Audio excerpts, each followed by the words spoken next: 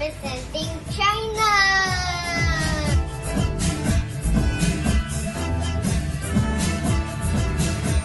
It is the largest country in Asia and the most populous country in the world. It is the capital of China. It's Beijing. Known for its Great Wall and Forbidden City. National animal is the giant panda.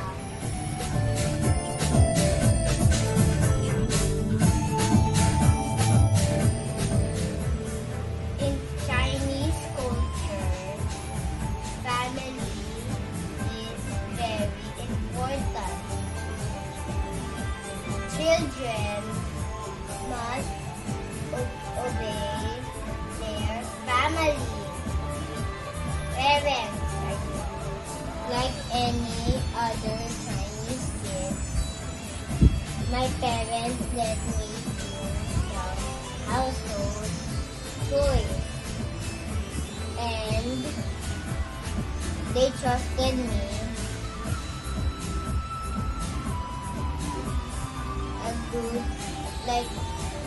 I'll do them correctly.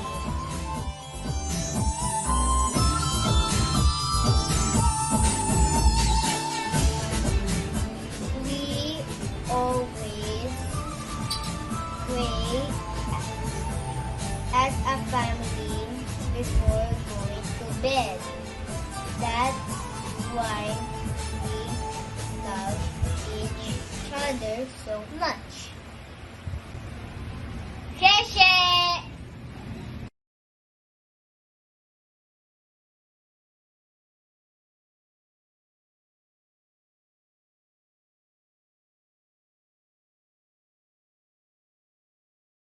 My opinions, my name is Miss Ayawaki Pikaunan from Junior Kindergarten Section C, representing the country of Egypt. Egypt's popular name was Kemet, means the black land. Egypt is located at the northeast corner of Africa. The president is Abdel Fattah al-Sisi. The language is Arabic. The religion is Islam. Egypt is rich in natural oil. Egypt is famous for pyramids, Sahara, and the longest river in the world, the Nile River. That's all. Thank you.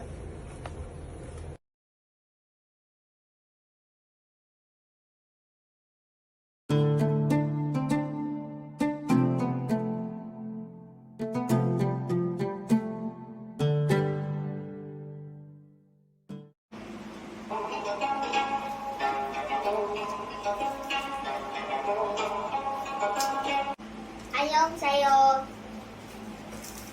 유연의 에요. 반가워요. South Korea is a fishery republic. Korea. The capital is Seoul City. There's 51 million people. Has 4 seasons. Spring, summer, autumn, and winter. Hangul is the writing system. Has 10 consonants and 14 vowels. There's 24 letters. Hagwon is a private school. Korean like to study English. Hanbok is a national dress. Just like mine. My hat is black. Don't remove until they sleep. Magumba. It's a national flower. It's called rose and shower. Gayum. The national instrument.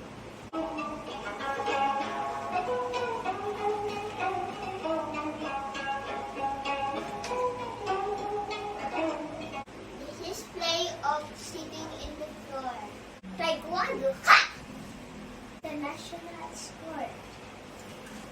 The Siberian tiger is the national animal. Kimchi is the national dish. Korean always famous. K-pop and movies and TV shows. 안녕. Pio, Yandre, Opa. 오빠 강남 스타일 강남 스타일 낮에는 따사로운 인간적인 여자 커피 한 잔에 여유를 아는 품격 있는 여자 밤이 오면 심장이 뜨거워지는 여자 그런 반전 있는 여자 낮에는 너만 따사로운 걸 선호해 커피 식기도 전에 원샷 때린 선호해 밤이 오면 심장이 터져오는 선호해 그런 선호해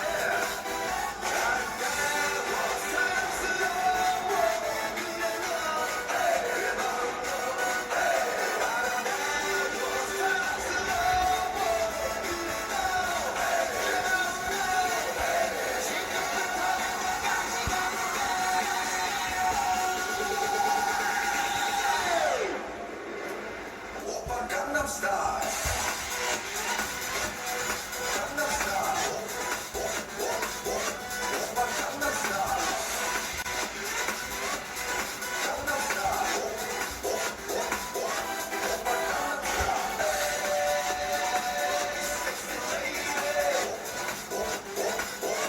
오빠 강남 스타일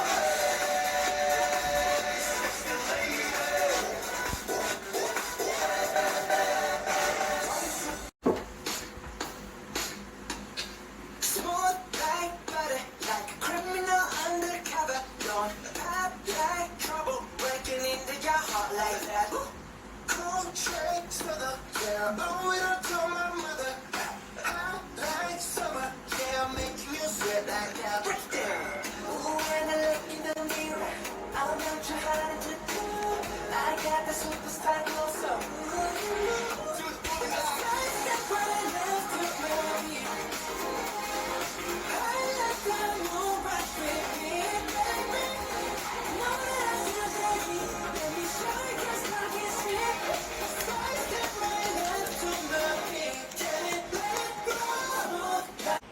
감사합니다. 건강.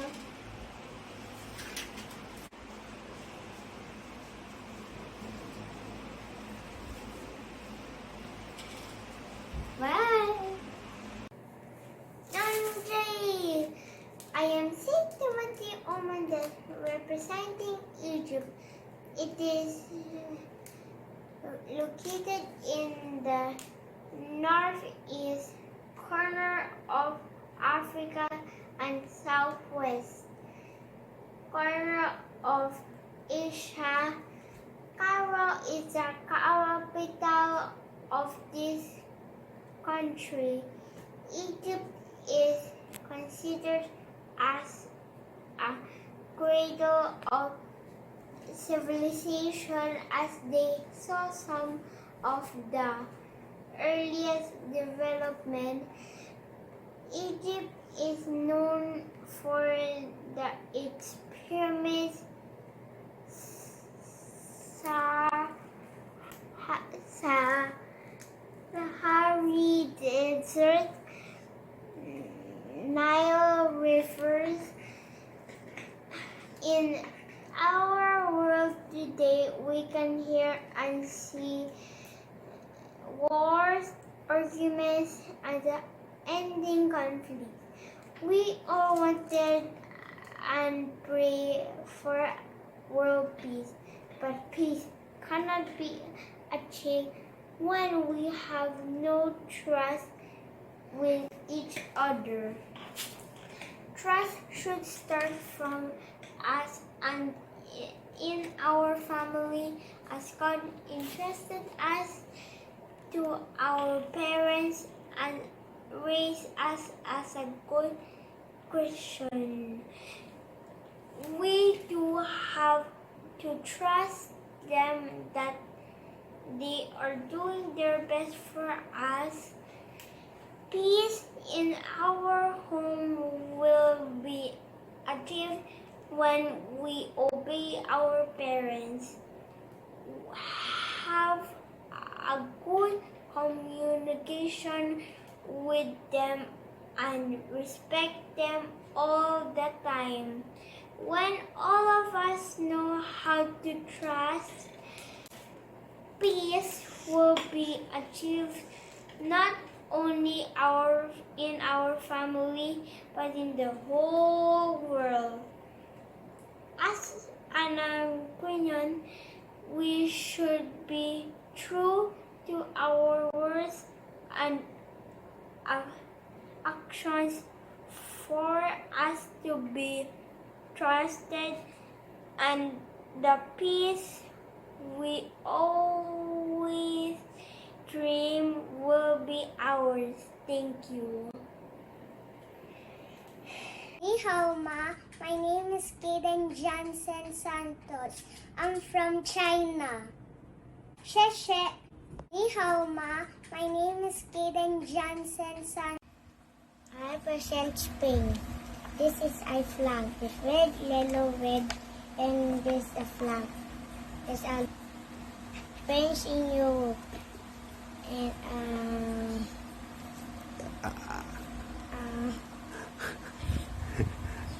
what? You can say? Alright. Spanish. We speak Spanish. And we are Catholic. We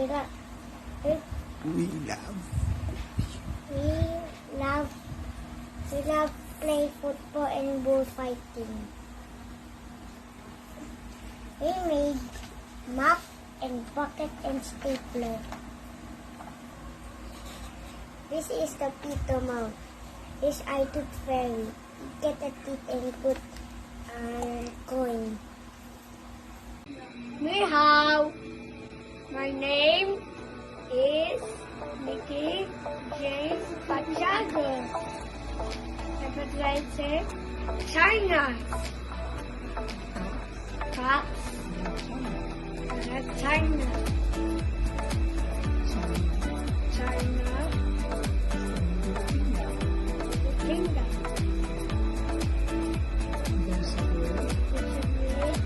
Why me to yes. Honey. Ball. 5 years for. Nice. 谢谢。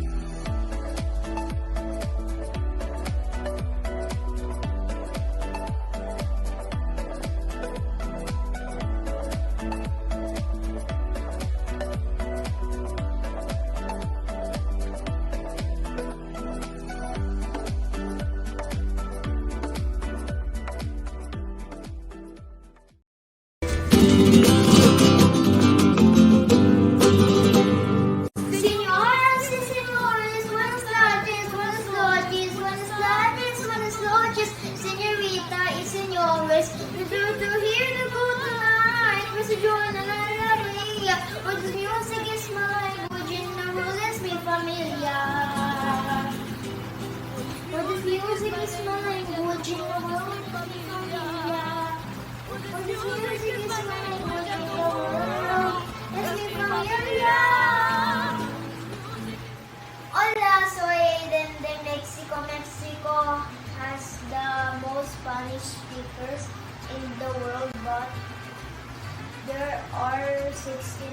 languages that people speak there. Some of the things Mexico is famous for are beautiful beaches, pyramids, and mariachi singers. It is the home of tacos and burritos. Money in Mexico is also called peso, like in Philippines. Mexico is home to the largest pyramid in the world because of its beautiful places. Mexico is popular with tourists. One of Mexico's traditions is El Día de los Muertos, or the Day of the Dead. It is celebrated on November 1 and 2, where Mexicans visit their dead loved ones. This is a tradition that you can see in the cartoons Coco and Book of Life. Other traditions that have its bullfighting, and a bullfighter is called matador, and a matador wears clothes like me wearing now. Mexico has the largest bullfighter ring in the world. Lastly, Mexico is home to more than 200,000 different plants and animals species. It is one of the richest biodiverse nations in the planet. Celebrate United Nations Day. It is important to remember to live in harmony with different countries in both Mexico and the Philippines. Most of the people are Roman Catholics.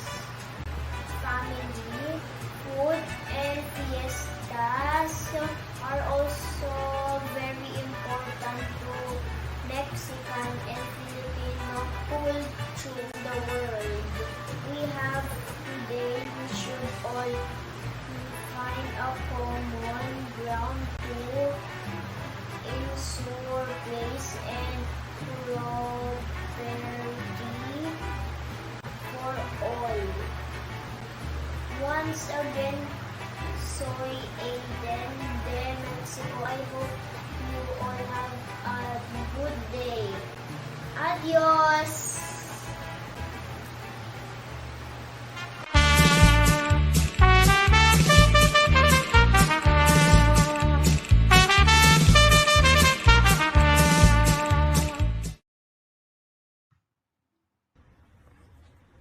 United Nations Day.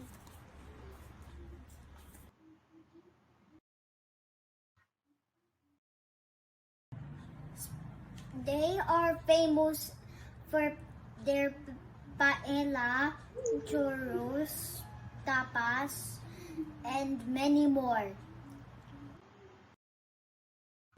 Spain's national sport is soccer, and the national dance is the flamenco. Spain is located in Europe. The capital is Madrid. Spanish is the second most spoken language in the world. They have a king and queen in Spain. The colors of their flag are yellow and red. With the coat of arms, its national anthem has no lyrics. The familia or family is very important and is valued and cherished by the Spanish people. They love to cook and have family celebrations so they could have share in their thought thoughts and feeling and learn from each other, especially for the children. Spain was the first country to sail around the world. Ferdinand Magellan from Portugal sailed for Spain from Seville in 1519 to Americas across the Pacific, then to East Asia. He discovered the Philippines in 1521. Spanish navigator Juan Elcano finished the sail to return to Seville in 1522. Spain has a lot of festivals like the running of the bulls in Pamplona, the Tomatina, which is the world's biggest food fight, throwing of tomatoes in Bunol, Spain, and the concourse de Castells, build a tall Roman tower in Tarragona.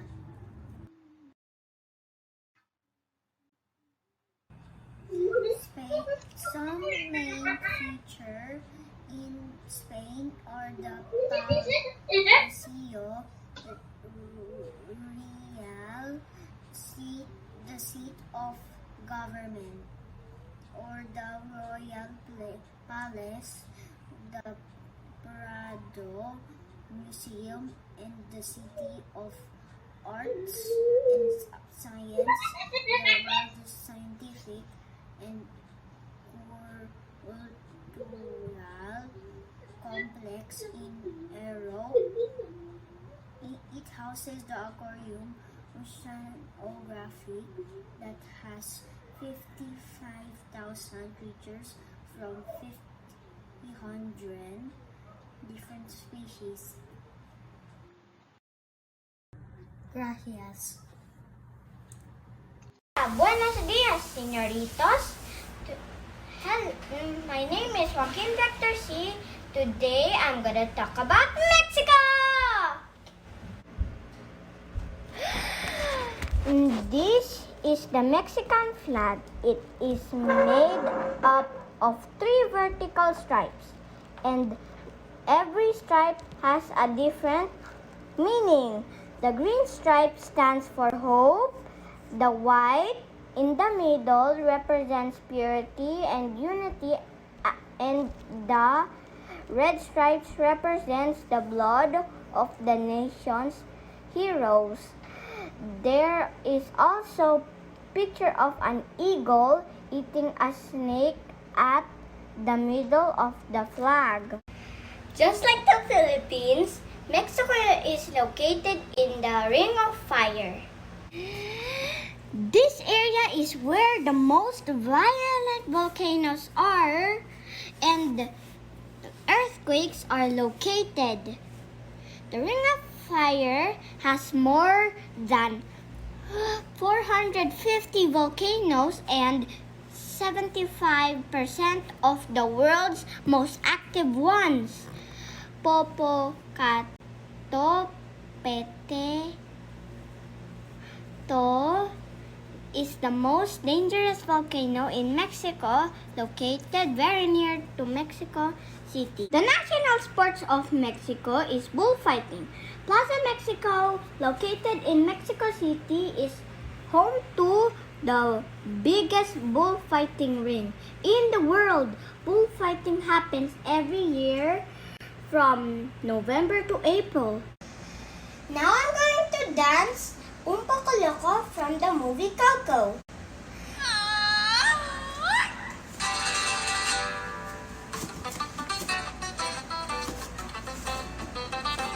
What color is the sky? Ay, mi amor, ay, mi amor.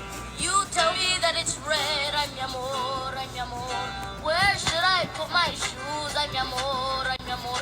You say, put them on your head. Ay, mi amor, ay, mi amor. You make me un poco loco, un poquitito loco. The way you keep me guessing, I'm nodding and I'm yesing. I'll count it as a blessing that I'm only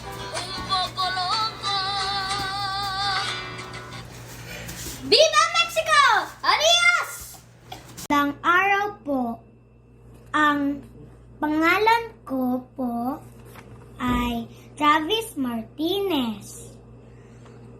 Ako po ay 6 ng taong gulang. Nakatira ako ngayon sa Davao City. Ng mamalaki ko ang magiging Pilipino. Ako ay magalang at marunong magpo at opo. Ang tunay na Pilipino ay matapang at mapusay sa maraming bagay. Maraming salamat po.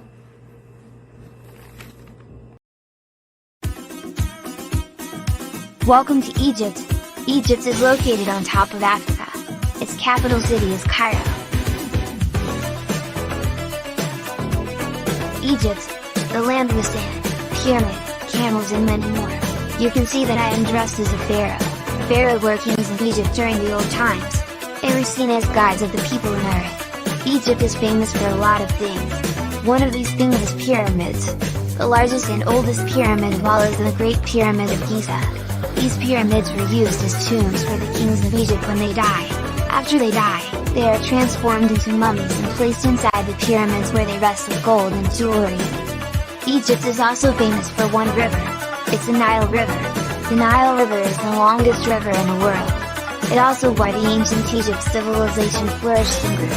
Egypt is also full of sand. It's part of the largest desert, which is the Sahara Desert.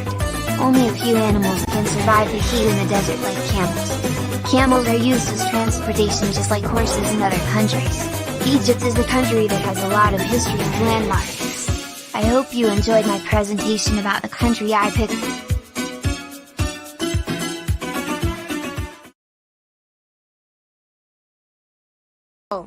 Magandang umaga po. Ako po si Earl Jacob A. Pio Quinto, Pilipino at nasa grade 1 ng Aquinas School sa aking paglaki.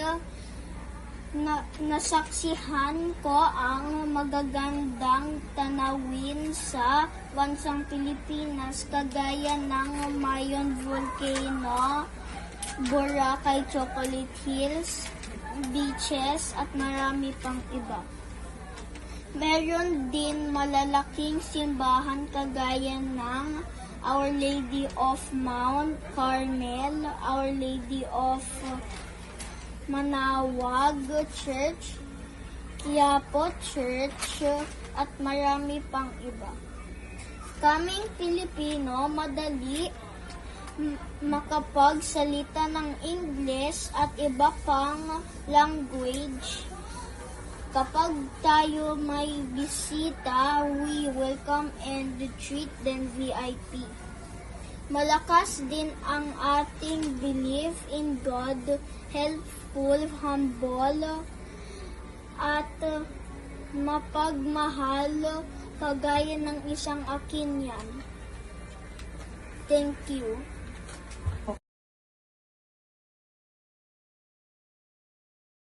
Nang awa po sa lahat, ako po ay si Candiaje Castellano ng unang baitang. Ang suot ko po na yon ay bagong Tagalog, ng pabansang kasuotan ng Pilipinas. Pinoy o Pilipino po ang tawag sa amin. Pilipino po ang pabansang wika namin. Isa ang mga Pilipino sa Asya na mahilig kumain ng kanin. Ang madalas po na paborito po ng mga Pinoy ay adobo, sinigang at sisig. Karamihan po sa amin Pilipino ay may pangalan na sinunod sa mga santo sa araw ng kanilang kapanganak. Ang iba naman po ay isunod sa mga pangalan o may emperadong Espanyol. Ang Castellano po ay nagmula sa salitang Castilian ng opisyal na lengguwahe Espanyol. Maraming salamat po.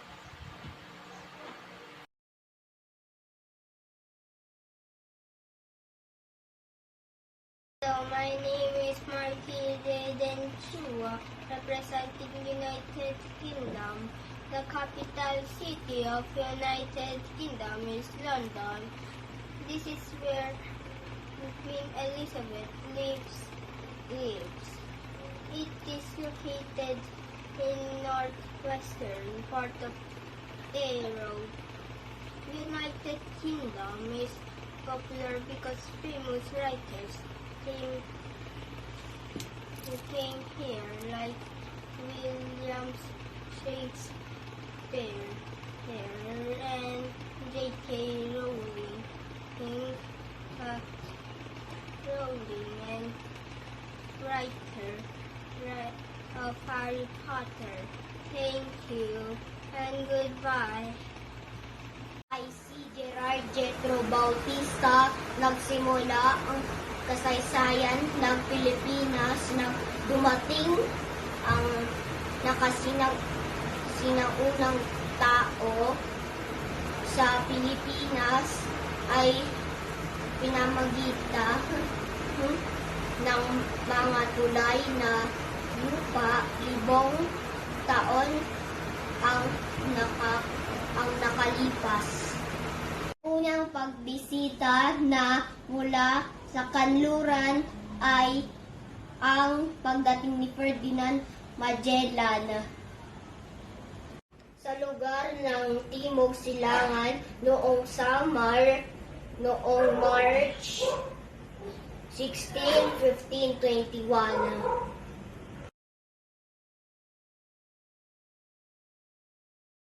Magandang hapon. Ito ang lahat ng alam ko tungkol sa bansang India. Ang India ay matatagpuan sa Timog Asya.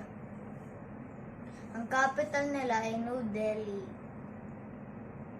Ilan sa mga kilalang lugar sa India ay Mumbai at Chennai. Sa India, nagmula ang mga religion na Buddhism, Hinduism, Jainism at Sikhism.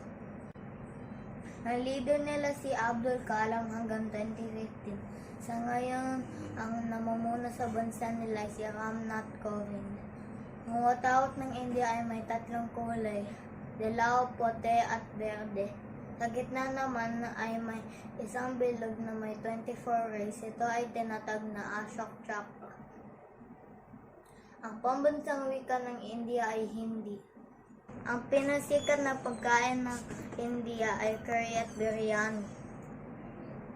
Ngunit ang pambansang pagkain nila ay tawag na khichdi. Ang pambansang putas nila ay katulad din sa atin, ito ay mangga. Sa India din matatagpuan ang sikat na mausoleo na gawa sa marmol. Ito ay ang Taj Mahal. Ang India ay mayroon ding mga festivals gaya ng Holy Festival or Festival of Colors. Sinisimbolo nito ang tagumpay ng mabuti laban sa kasamaan. Ito ay ipinagdiriwang tuwing panahon ng tagsibol. Isa din sa kilalang festival sa India ay Diwali Festival or Festival of Light. Ito ang pinaka-importanting festival sa India. Ito ay pinagdaraang tuwing November. Paano nga ba natin may tataguhid at mapapalakas ang kapayapaan at pagtitiwala sa pamilya? Una sa lahat, makakatulong ang pagkain ng sabay-sabay. Mas naging masaya ang samahan ng inyong pamilya. Mahalaga rin ito sabagkat nagkakaroon kayo ng oras upang magkakasama ang inyong mga mahal sa buhay. Pangalawa ay ang nagbabonding. Mas naging masaya ang mga bata pag ang kalaro at kasama nila ay ang kanilang mga family members. Pangatlo ay ang komunikasyon. Ito ay mahalagang upang mapatatag ang tiwala at pagsasama ng pamilya. Kailangan ay mag-open up ang family members na kanilang nakakamdaman at problema ng gayon ay matutulungan at masusuportan sila ng kanilang pamilya. At higit sa lahat ang pagdarasal ng sama-sama. Hindi lang nito napapatatag ang pamilya kung pati ang ating relasyon sa Panginoon. At dito po nagtatapos ang aking presentation sa bansang India at ang pagtataguyod at pagpapatag ng kapayapaan at pagtitiwala sa pamilya. Muli maraming salamat po. Bahut Dhanyavad.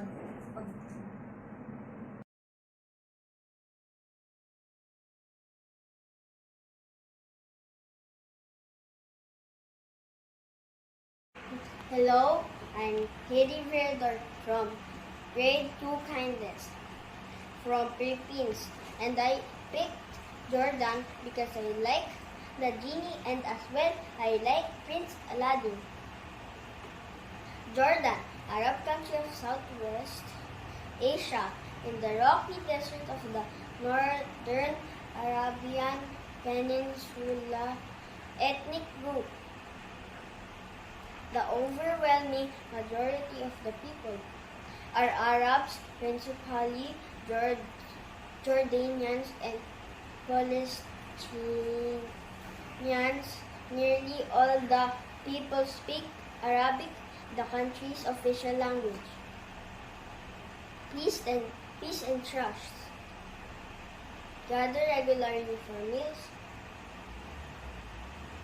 prayers, to simply hang out with each other. Enjoy your togetherness.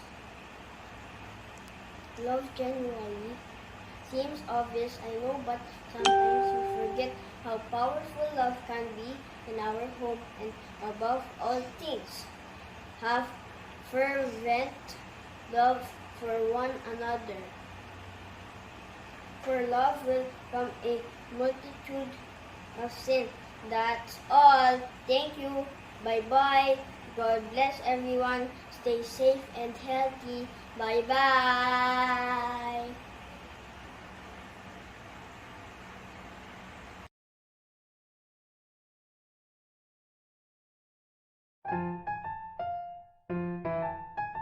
Annyeonghaseyo! Ako po si John Santiago Guzman. Ako ay taga South Korea. Dito sa amin magtatagpuan ang masasarap na pagkain kagaya ng kimchi at bibimbap. Ang traditional na musika ay di mawawala sa aming lugar. Sa amin nagsimula ng Korean pop or K-pop. Bukod sa musika, mahilig din kami sa teknolohiya. Bukod dito, naniniwala kami na ang pamilya ang pinakamahalaga na parte sa aming buhay. Ang bawat miyembro ng pamilya ay nakatali sa bawat isa.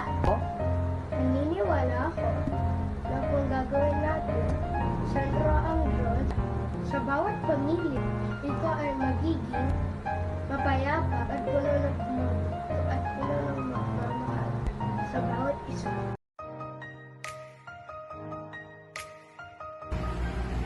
You know the peaceful country in the world? It's Iceland. It's an island in northern Europe, located in the Atlantic Ocean near the Arctic Circle.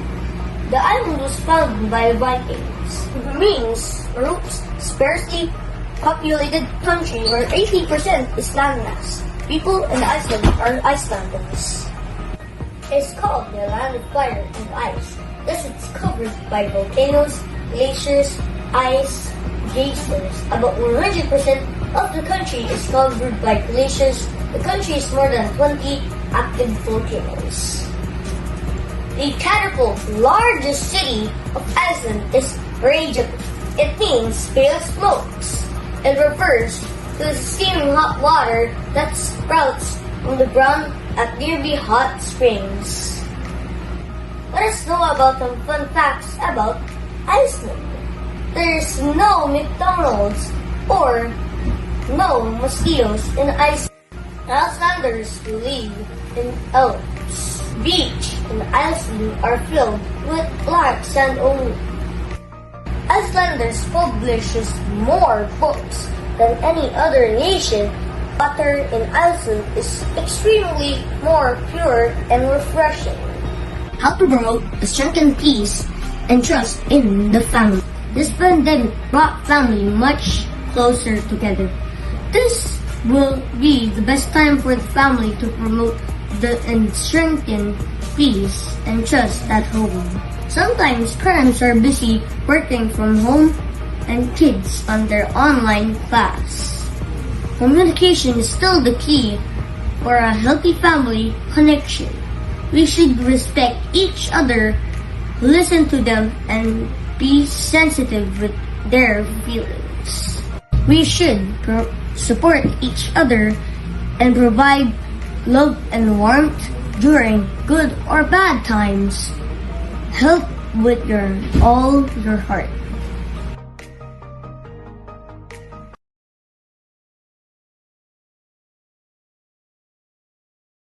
Parents trust their children that they know what is expected from them. Japanese mom and child bond a lot. This is called proximity parenting style. Japanese parents value rules over punishment. Sweetheart, no more watching after 8 p.m. That's a house rule. Sorry, Mom, I didn't notice the time. This helps the kid build honesty on following the rules. That helps them build a sense of independence and discipline.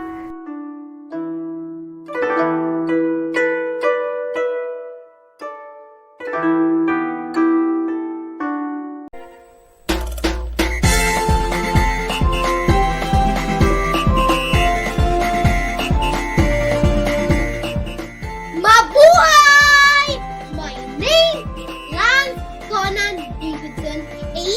Valdez, proudly representing the Pearl of the Orient Seas, Philippines!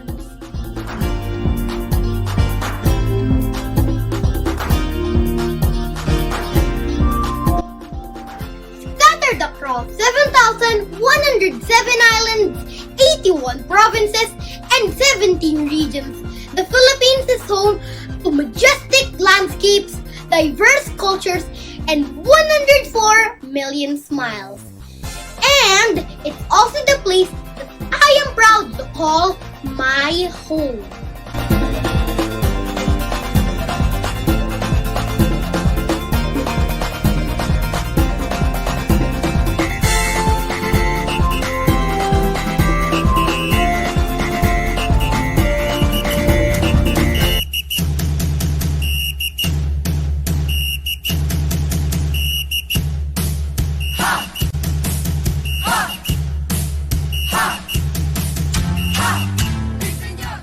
Visayas, the center of our Catholic faith. The Catholic Church was established upon the arrival of Spanish missionaries in the province of Cebu on the year 1521. Filipinos are indeed known worldwide as people of deep and great faith. It is the only country in Asia where majority are Catholics. Throughout the year, we manifest this kind of faith through the celebration of Advent, Lent, various fiestas honoring our patron saints, and other significant events in the church.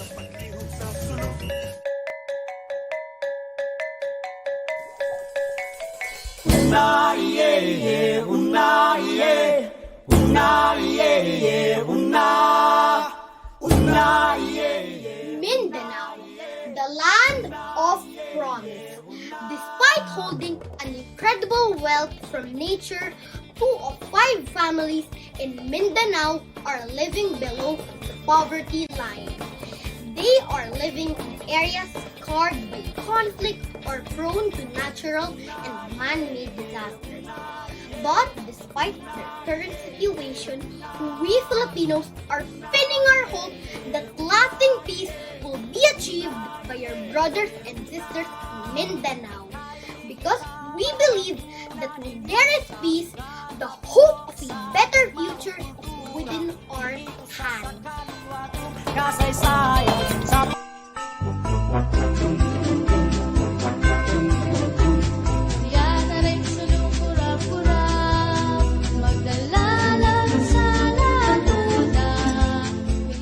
Luzon, celebration of our love for craftsmanship and arts. The Philippine region of Luzon is very well known for its love for craftsmanship and arts.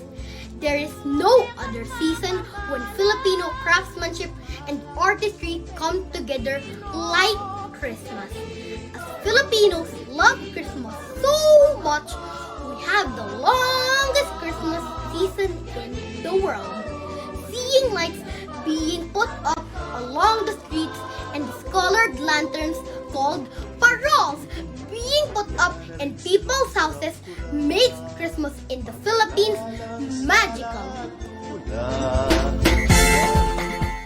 This is Philippines, and this is our story of faith, hope, and love.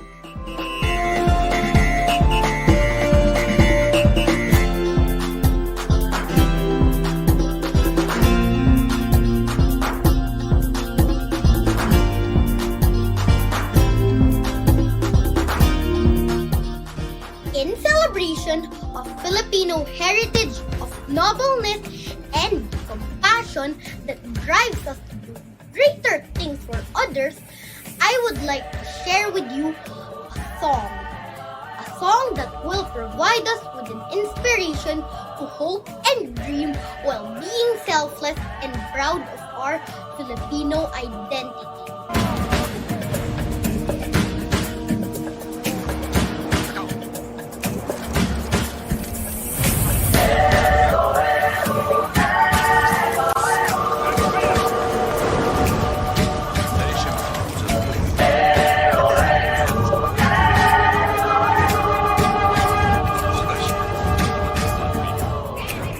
Inang takot sa iyong damdamin, ipamalas ang aking galing.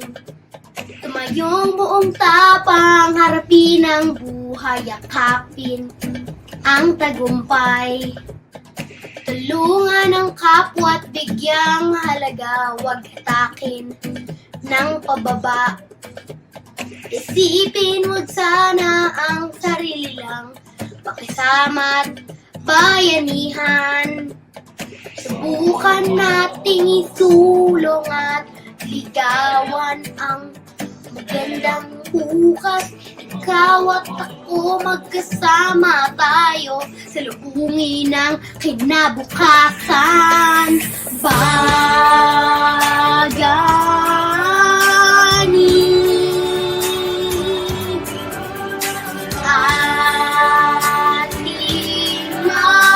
ating mga Pilipino, kabilang lahi ko, bayaning Pilipino, magkabagong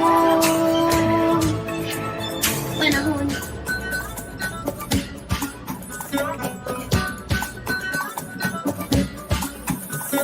Halina't hawakan ng aking kamay, sabay abutin natin ang tagumpay. Patuloy lang tayo sa pagpapanday, tiwala sa Diyos ang sandat at gabay.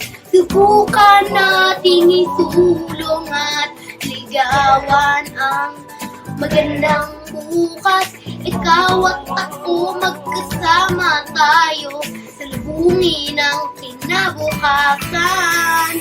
Baganin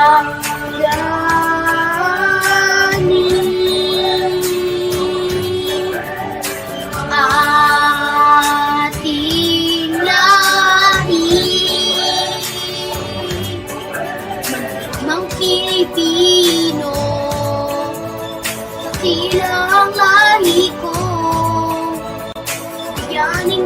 Pilipino sa makabagong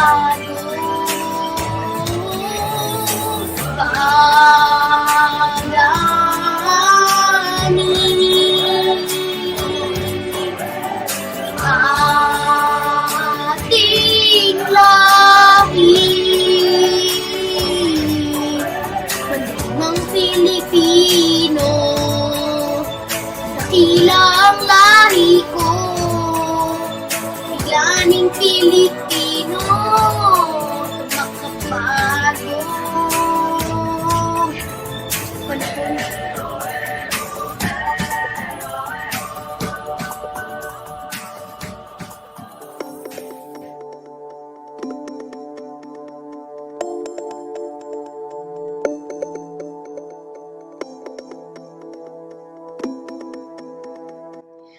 We Filipinos are known for having strong and close family ties. We place high regards and put importance on our families. But how do we really strengthen and promote peace and trust on our families? First is by showing respect and courtesy to our parents and elderly. We show it by using po and opo when we talk to our parents and elderly. We also do pagmamano or putting the back of our parents or elderly's hands in our forehead. Second is by showing our love and spending time with each other. We Filipinos make sure that we spend time with our family regularly. We normally eat dinner together and make sure that we have time to talk about everything that happened within the day. Last but not the least is we always put God at the center of our families. We Filipinos go to the church or pray together with our families. We also make sure that we follow the God's commandment, honor our mother and our father.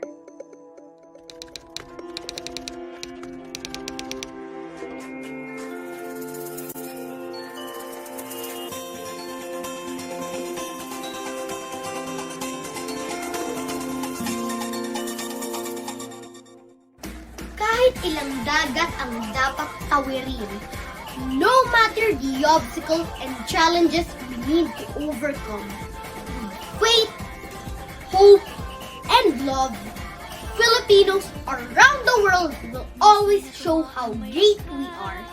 Again, I am Lance Conan Davidson E. Dolde, proudly representing the Philippines. And this is our story, the story of faith, hope, and love.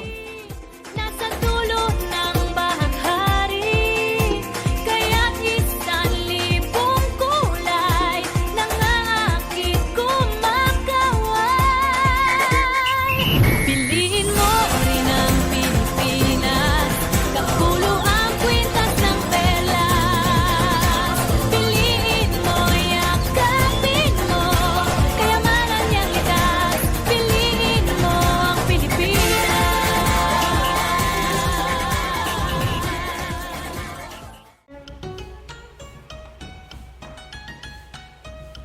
Ni hao!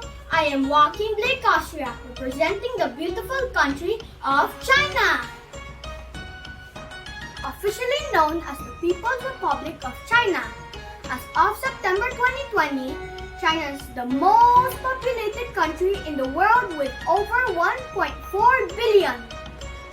Some of the most visited and famous sites in China include the Forbidden City in Beijing, the Great Wall of China, Summer Palace in Beijing, the Temple of Heaven in Beijing, and the world's famous Terracotta Army.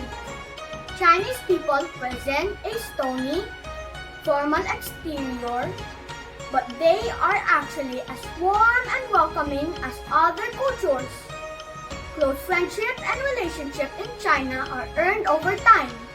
Chinese traditional cultural values of harmony, benevolence, righteousness, Courtesy, wisdom, honesty, loyalty, and filial piety are embodied in China's diplomacy to the concept of harmony, the most important Chinese traditional value.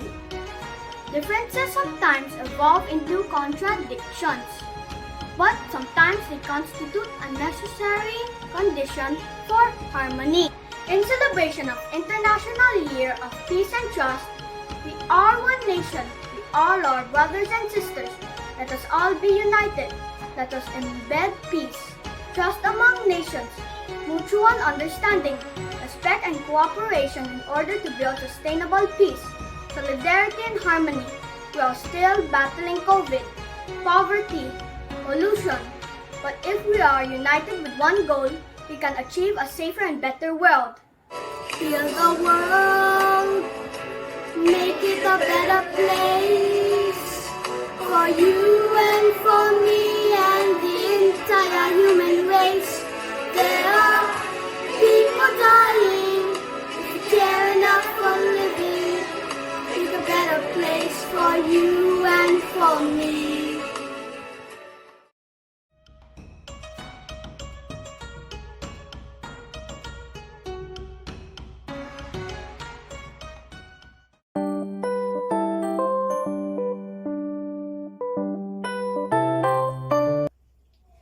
Konnichiwa! Oops, I'm not a real Japanese. I'm Johan Lopez, a Filipino. Join me in learning Japanese culture. Let's go! First of all, Japanese people value respect in this country. They show it by bowing like this. People bow upon greeting and leaving. Respect is highly practiced and regarded in Japan. Next, let's talk about their national flower, the sakura or cherry blossom. It represents a time of renewal and optimism. Sakura only lasts for 2 weeks. After that, they drop to the ground and wither. There was a time the cherry blossom represents death. This symbol was very common during the Japanese feudal period in 1185 to 1868, and no one in history exemplifies this motif more than the samurai, the warriors who abide the strict moral code of respect, honor, and discipline. There was a duty to fight to death to illustrate and preserve these virtues. A fallen cherry blossom or petal is believed symbolize of the end of their short lives. Now, since we mentioned the samurai, let's talk about it.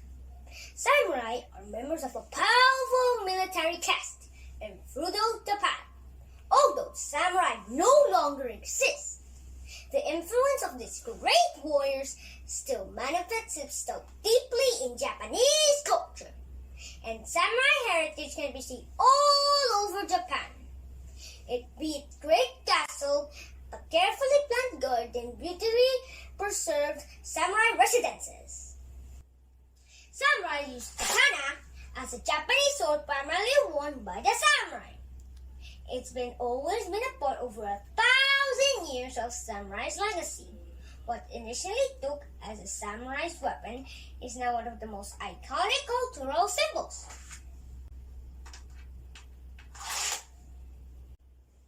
Woo! That was a lot. Now I feel hungry. Well, did you know that the national food of Japan is curry rice? Not sushi, soba, sashimi, unagi, tempura. Those are just traditional foods. Japanese curry rice is considered to be a popular national dish for both home cooking and eating out. Wait, there's someone on my door. My Japanese curry rice just arrived. I will say bye for now. I hope you'll learn something with me, because I did. See you soon. Sayonara.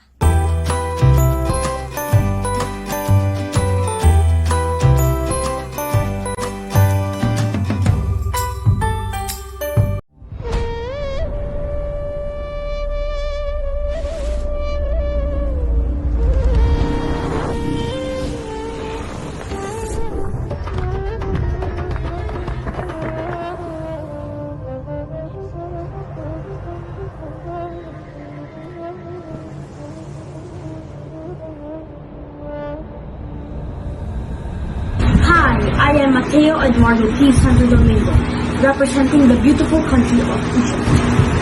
Let me show how the flag of Egypt looks like. The current flag of the Arab Republic of Egypt consists of red, white, and black horizontal stripes. Red represents the sacrifice and blood of Egyptian martyrs. White symbolizes peace. Black stands for the dark period of occupation. And the eagle represents strength and power. Do you know the capital of Egypt? It is Cairo. Cairo is the capital and largest city of Egypt. The city metropolitan area is the largest in the Middle East and the Arab world, the fifth largest in the world, and is associated with ancient Egypt. As the famous Giza Pyramid Complex and the ancient city of Memphis are located in its geographical area. Egypt borders the Mediterranean Sea in the north and the Red Sea in the east. The country shares border with Israel, Lebanon, Sudan, and the Gaza Strip. The longest border of Egypt is shared with Sudan. The name Egypt comes from the ancient Greek name for the county Aquitaine. Egypt is 3 times larger in land area than New Mexico/USA, or slightly smaller in size than 3 times the size of Germany. Egypt is a 5 hours flight from London/UK, or 12 hours flight from New York/USA. What religion does Egypt belong to? Islam is the official religion in Egypt, and just about 10% is identified Christian in Egypt. Egyptians are the people originated from Egypt. Why is Egypt a good place for tourists to visit? Good question. Home of the ancient pharaohs, Egypt is a destination full of dazzling temples and tombs that wow all who visit. With so much to see and do, Egypt offers visitors a chance to create itineraries that combine culture, adventure, and relaxation all on one trip. So that's about it. I guess I have given you enough information to know more about the country I am representing. So everyone, salam alaikum, or peace be upon you.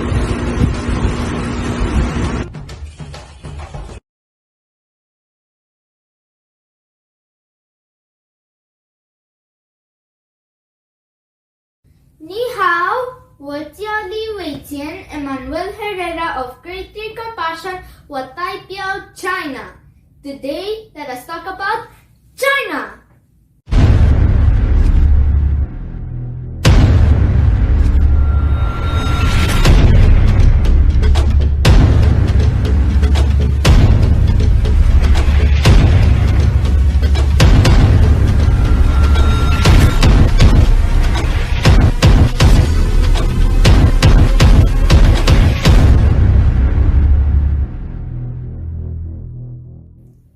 China is one of the largest countries in the world, covering 9.6 million square kilometers.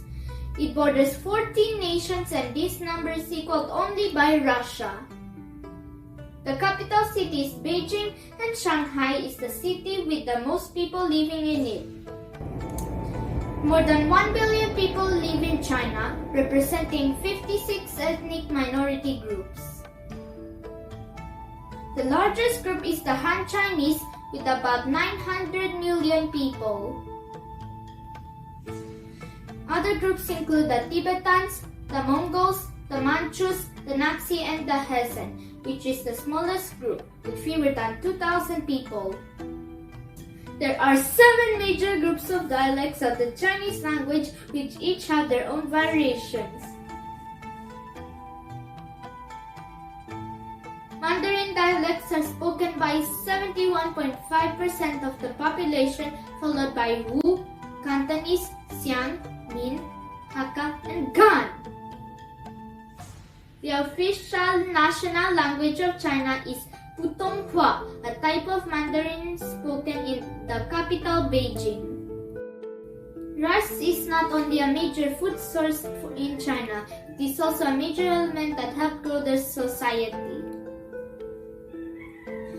Because Chinese people do not consume a lot of meat, occasionally pork or chicken. Tofu is a main source of protein there. Let us see the famous places in China. The Great Wall of China, which is the longest wall in the world. The Terracotta Army represents the army that was the decisive factor in forming a united China. The Forbidden City is a place of Chinese cultural and historical relics. Giant panda, which can be seen up close and personal. Here are their popular festivals: Spring Festival of Chinese New Year, Lantern Festival, Dragon Boat Festival, and the Mid-Autumn Festival. Chinese people place a great importance on family and family structures, and traditional cultural values are extremely important. And these are harmony, benevolence, righteousness, wisdom, courtesy, honesty, loyalty, and filial piety. And the most important Chinese tradition is harmony. Speaking of harmony or peace, I will promote peace and trust by means of showing respect. There is a song which goes like this. Respect your friends, how they feel and think. Respect your family for all the joys they bring. Respect your teachers, for they make you wise. Respect your pets, for they make you smile. Treat others as you would wish them to treat you. Give and get respect. Respect our parents and the whole family, also our teachers and those in authority, by listening to their advice and obey them. They guide us and bring us love and joy. Respect our friends, how they feel and think. Treat others as you would wish them to treat you. Respect rules. They are meant for our good. Respect Mother Nature, for it makes our world. Respect ourselves and be the best of whatever we are. Respect everyone, for all of us are gifts from God. 我叫 Emmanuel Herrera of Grade 3 Compassion. 我代表 China, saying that the virtue of respect is the key of lasting peace and trust. 谢谢。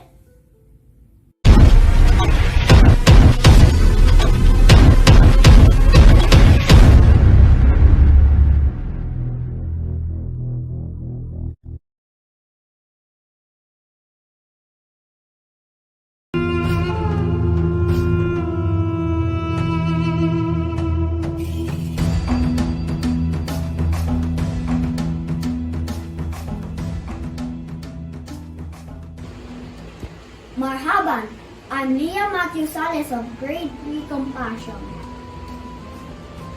Egypt is home to one of the world's earliest and greatest civilizations. The official language is Arabic, although many Egyptians speak and understand English.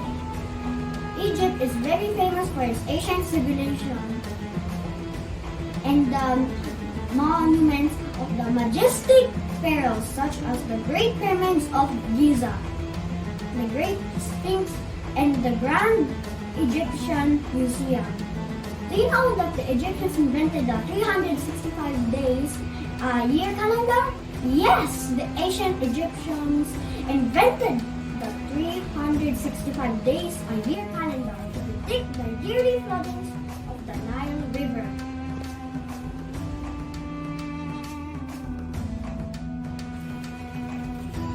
Assalamu alaikum.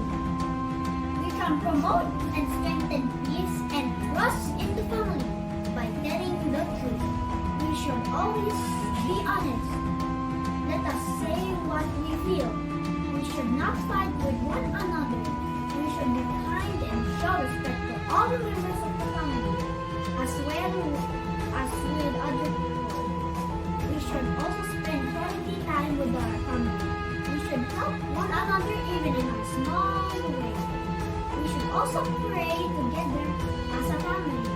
us spread love, and I wish and pray for peace. Shukran.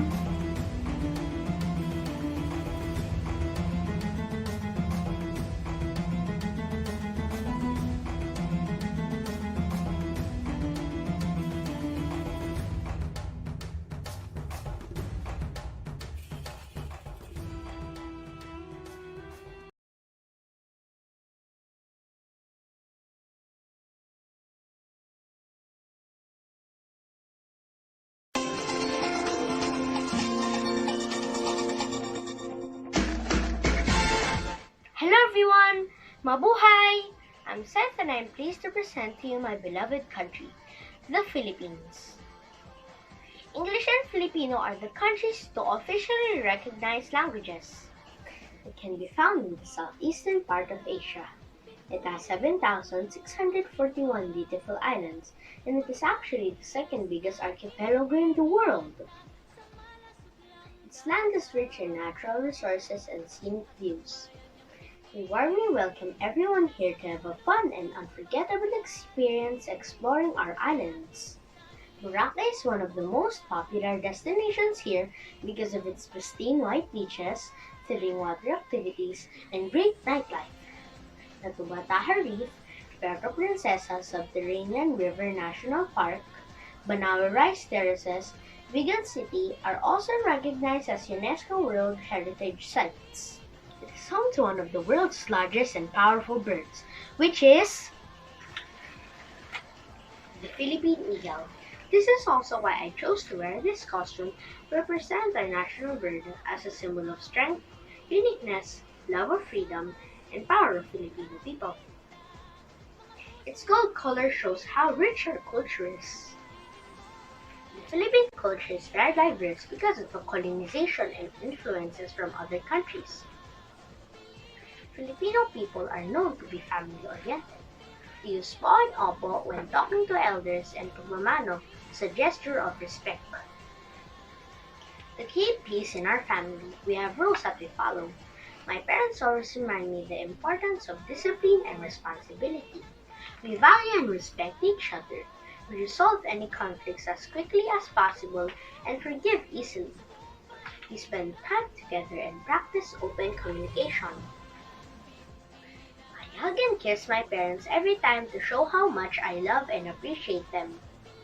They support me in everything I do. Most importantly, we pray together for God's guidance and protection. The best place to promote peace and unity must start within ourselves and our own family. We must treat each other like family, respect each other no matter what's their religion and race, like to solve all conflicts without violence, show compassion, and get involved in the community, especially in this time of pandemic. Opinions. As men of truth, joy, justice, and compassion, let's all unite for our one common goal. Peace be with you all.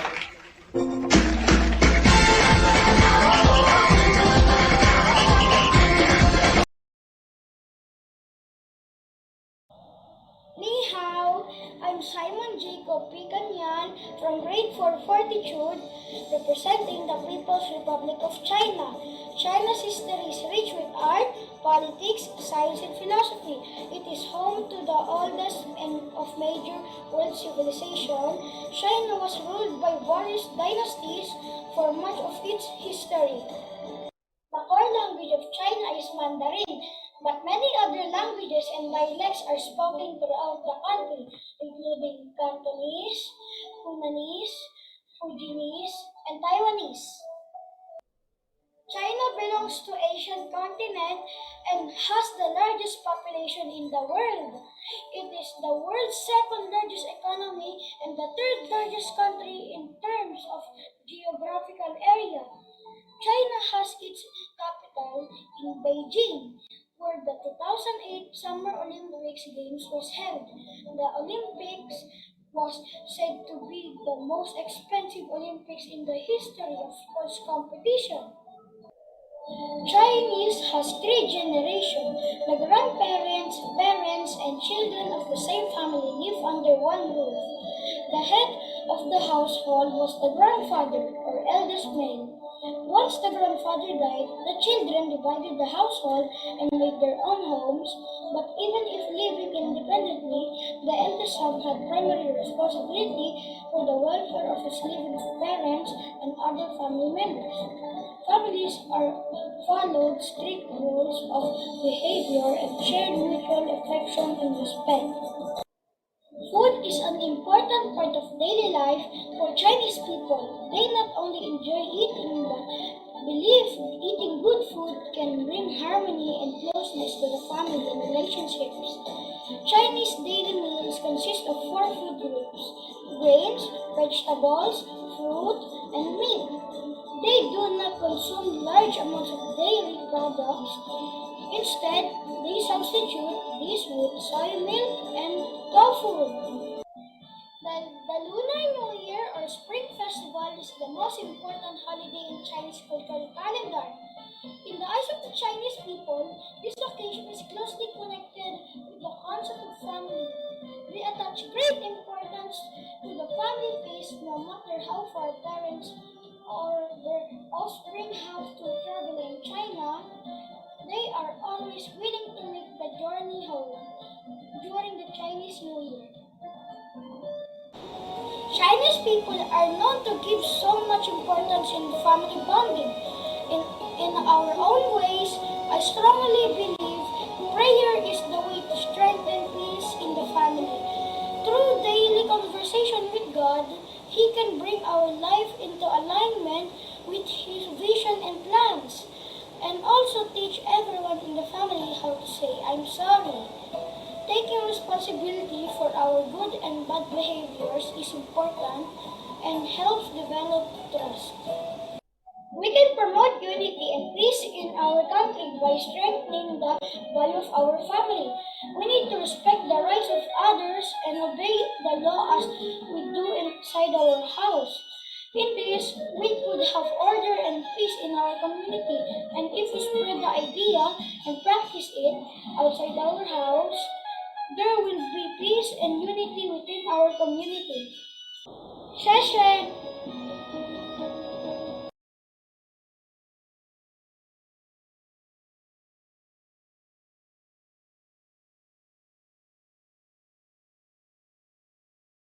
Defined by its emerald and arable rice fields, smoldering volcanoes, lavish beaches, booming cities, graffiti splashy jeepneys, delicious fusion cuisine, and smiley happy-go-lucky people, I greet you mabuhay! I'm Miguel Caritas Lacnilo from Grade 4 Fortitude, and welcome to the Philippines! A land apart from mainland Southeast Asia, geographically formed by 7,640 islands. The country is known as a hotspot for tourists who seek adventure and sanctuary. The Pearl of the Orient, Philippines, offers more than a beautifully enticing facade, but also a melting pot of cultures and traditions from numerous races.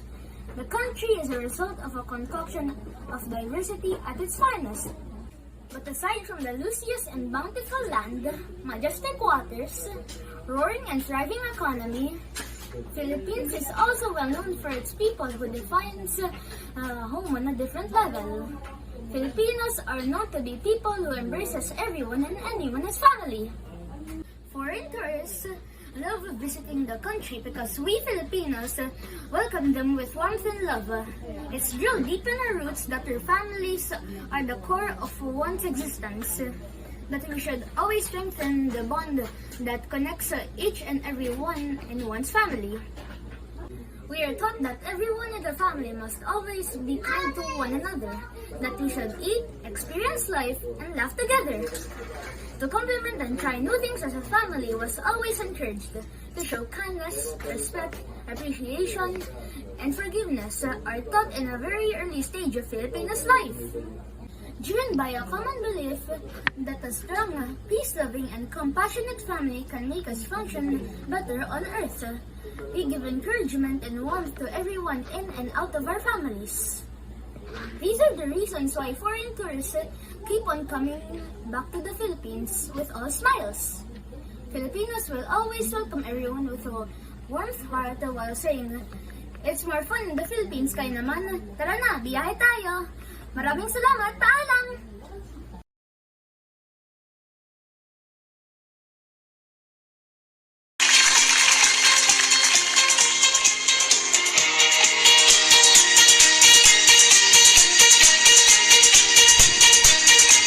Privet! I am Marcus Philip Jacob of grade 4 teaching. Today, let me share with you about a country with an interesting history and tradition, that is Russia!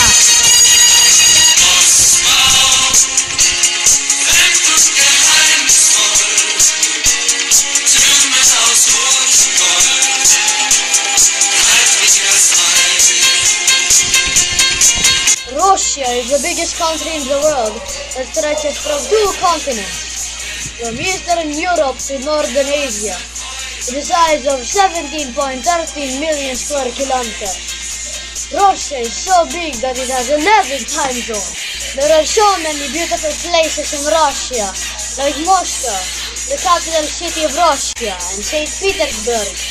These are two among the most picturesque cities in the world. Russia is home to the world's deepest lake, Lake Baikal. It is also the oldest existing freshwater lake on the earth. The Volga River can be also found in Russia. It is Europe's longest river. The people and the national language of Russia are both called Russian. Russian people value the importance of family. They have very close relationship and are independent, helping each other in times of need. They also have a high respect for their elders. Russian people are very hospitable. Expect to be offered tea or coffee along with some food like pies, blini, pelmeni, borscht, and many more. Russian families are pretty much like Filipino families when it comes to giving value to one's family, having close family ties, and being hospitable. As an Kenyan, I also value the importance of family. We help each other, we respect each other, and most importantly, we spend quality time together. Respecting one another can help promote peace and unity, not just in our families, but also in our country. We can avoid conflict, fighting, and wars if only we can express our differences, and yet be able to respect others' opinions. Let us remember to love one another as Jesus taught us. That is all for this video. Spasibo i do zwidzania!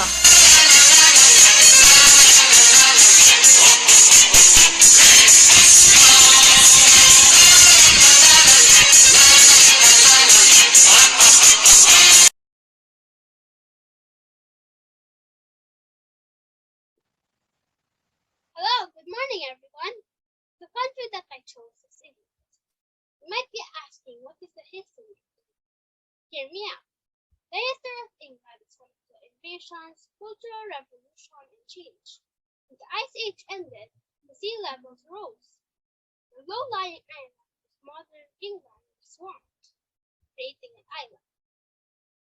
It was first inhabited by modern humans during the Upper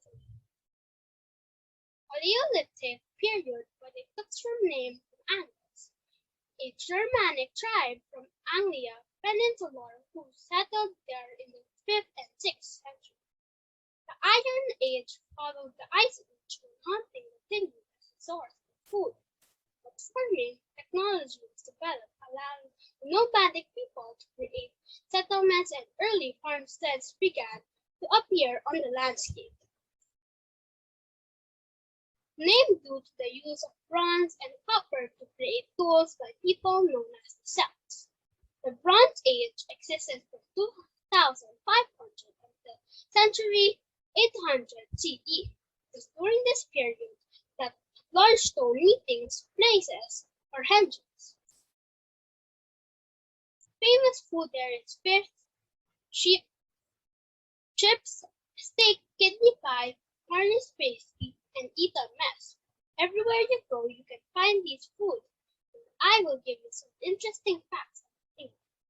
One interesting fact about England is dropping a Q can be illegal in England, which is very weird. In their national dish, there is a Indian food. England is the birthplace of many famous scientists. People there are very nice. Family shows peace and unity by respecting people and encouraging people to help each other.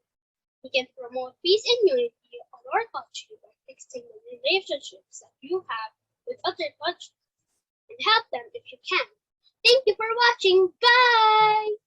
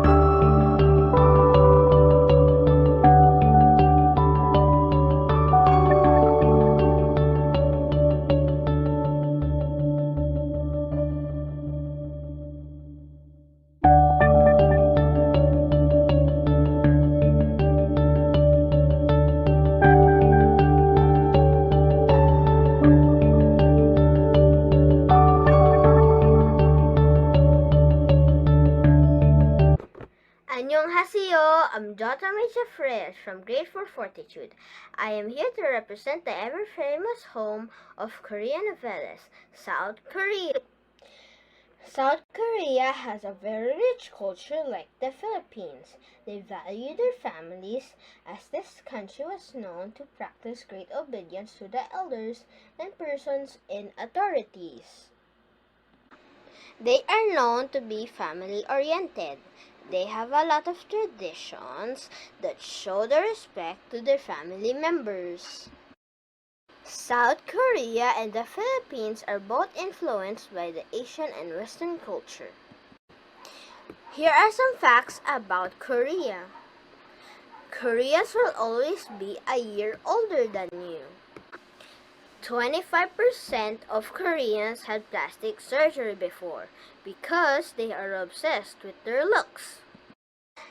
Their national hero is an ice skater named Yoona Kim.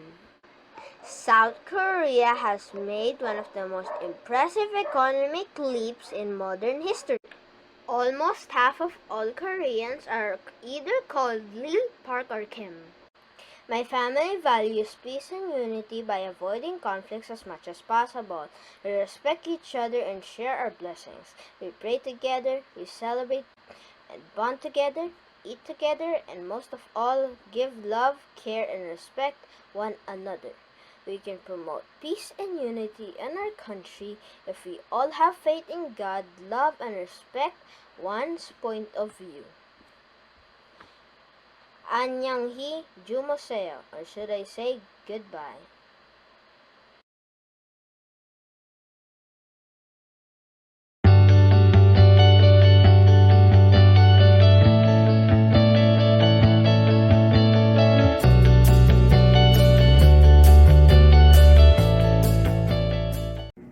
Good morning, everyone. I am Russell Renzi Ali from Griffith Council, representing the United States of America.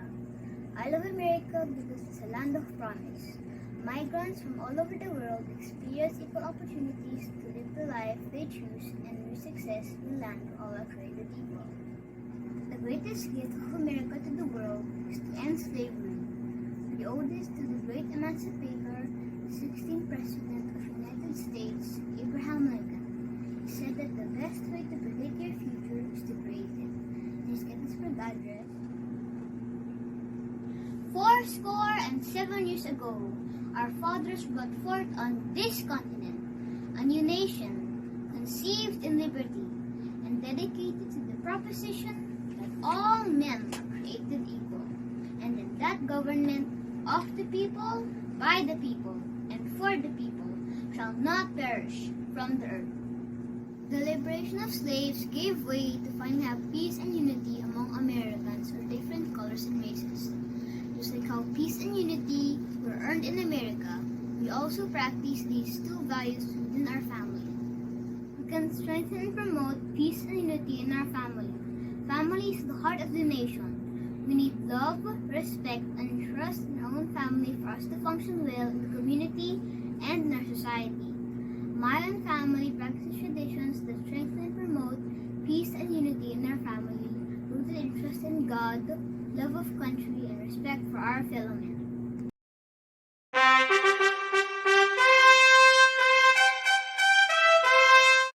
Sawadika! I am Dylan Amaro, and I am representing the beautiful country of Thailand. The country is located in mainland Southeast Asia, bordering Malaysia, Laos, Cambodia, and Myanmar. Kingdoms have risen and fallen in this country since the start of history, and Thailand has never been colonized by Europeans, which helped the nation keep its culture alive. Speaking of Thai culture, it is heavily influenced by Buddhism, the primary religion of the country. Citizens are determined to end the ongoing conflicts regarding human rights in Thailand. As part of the United Nations, peace and unity is essential, and it all starts at home. We need to ask ourselves, how can we promote peace and unity in our family? First, we should know why we need to have peace within the household. A peaceful household is an organized place where the family cooperates and treats each other fairly. I can promote peace and trust in the family by working with them to avoid conflict and ensure fairness. We have practices that show these things. For instance, we respect each other at all times. I try to be attentive, fair, and honest to my family. Second, our family works together. We coordinate and assist each other with the tasks that we do. Lastly, we all love each other. I do my best to show kindness or generosity or support. In the end, we all desire for a more peaceful and united family, community, and country. Regardless of our cultures and traditions, our goal is to live in harmony. Peace and unity start within us anyway.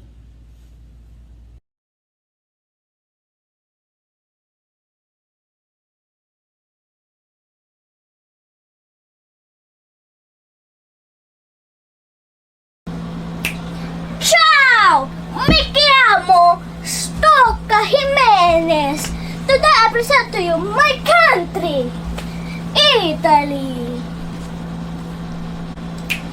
Italy's flag has green, white, and red. Green represents hope, white represents faith, and red represents charity. The first time it was ever spotted was in the year 1797. Italy was founded in June 2, 1946. The history of Italy covers the ancient period, Middle Ages, and the modern era. Before the fall of the Roman Empire, Italy was united. Italy was separate states with different governments for hundreds of years. Mamma mia, that's a lot of years. The founding of Rome by the twins Remus and Romulus happened during the Roman Empire. The Punic War. The Constantinople became the new capital of the Roman Empire. The Slaves' Wars was led by the slave Spartacus. During the Middle Age, Charlemagne became the Kingdom of Lombard. The Byzantine admitted the equality with Venetia. For many years, Italy was a kingdom. The Kingdom of Italy was a state that existed from 1861 when King Victor Emmanuel II of Sardinia proclaimed King of Italy until 1946 when civil discontent led to an institutional referendum to abandon the monarchy and form the modern Italian Republic. Italian culture is steeped in the arts, family, and architecture. The world's greatest artists came from this beautiful country. The likes of Leonardo da Vinci, Michelangelo, Donatello, Raphael, and many, many more. Music and food. The world owes Italy for the birth of pizza and pasta. Mamma mia, they taste so good. I wanna eat some right now. Fun facts about Italy. This is my favorite country too. Italy is one of the youngest country in Western Europe. Italy's only been a country since 1861. Another fun fact is that Rome is over 2,000 years old. It has been founded in the year 753 BC. Wow. All three of Europe's active volcanoes, that's a lot, are in Italy. Mount Stromboli, Mount Etna, and Mount Vesuvius. The major religion in Italy is Roman Catholicism. The Vatican City is located in the heart of Rome. It is the home of Roman Catholicism, and it's where the Pope resides. Roman Catholics and other Christians make up 80% of its population. My dear friends, in today's world, people lack of empathy because we are all in some kind of chaos. So many things are happening all at the same time. War, pandemic, and one big problem that we are all facing now is that a lot of people are getting depressed. Some people are becoming desperate and more people are losing faith, which is very wrong. This is the time the more we should be strengthening our faith. We should pray and ask God to help us pass all of these trials. In our family, we find peace and harmony when we go out and just enjoy each other's company. Inside our home, we achieve peace and harmony by showing love and respect for one another. We laugh, we sing, and we have fun together. To have a peaceful community or a country, we must start within our homes and within ourselves. We should connect with friends, family, and neighbors. Find something fun to do once in a while. Italy is a very beautiful place, full of historical places, and our culture is well preserved. I hope you like my presentation about my country. Adieu per ora. Arrivederci, alla prossima.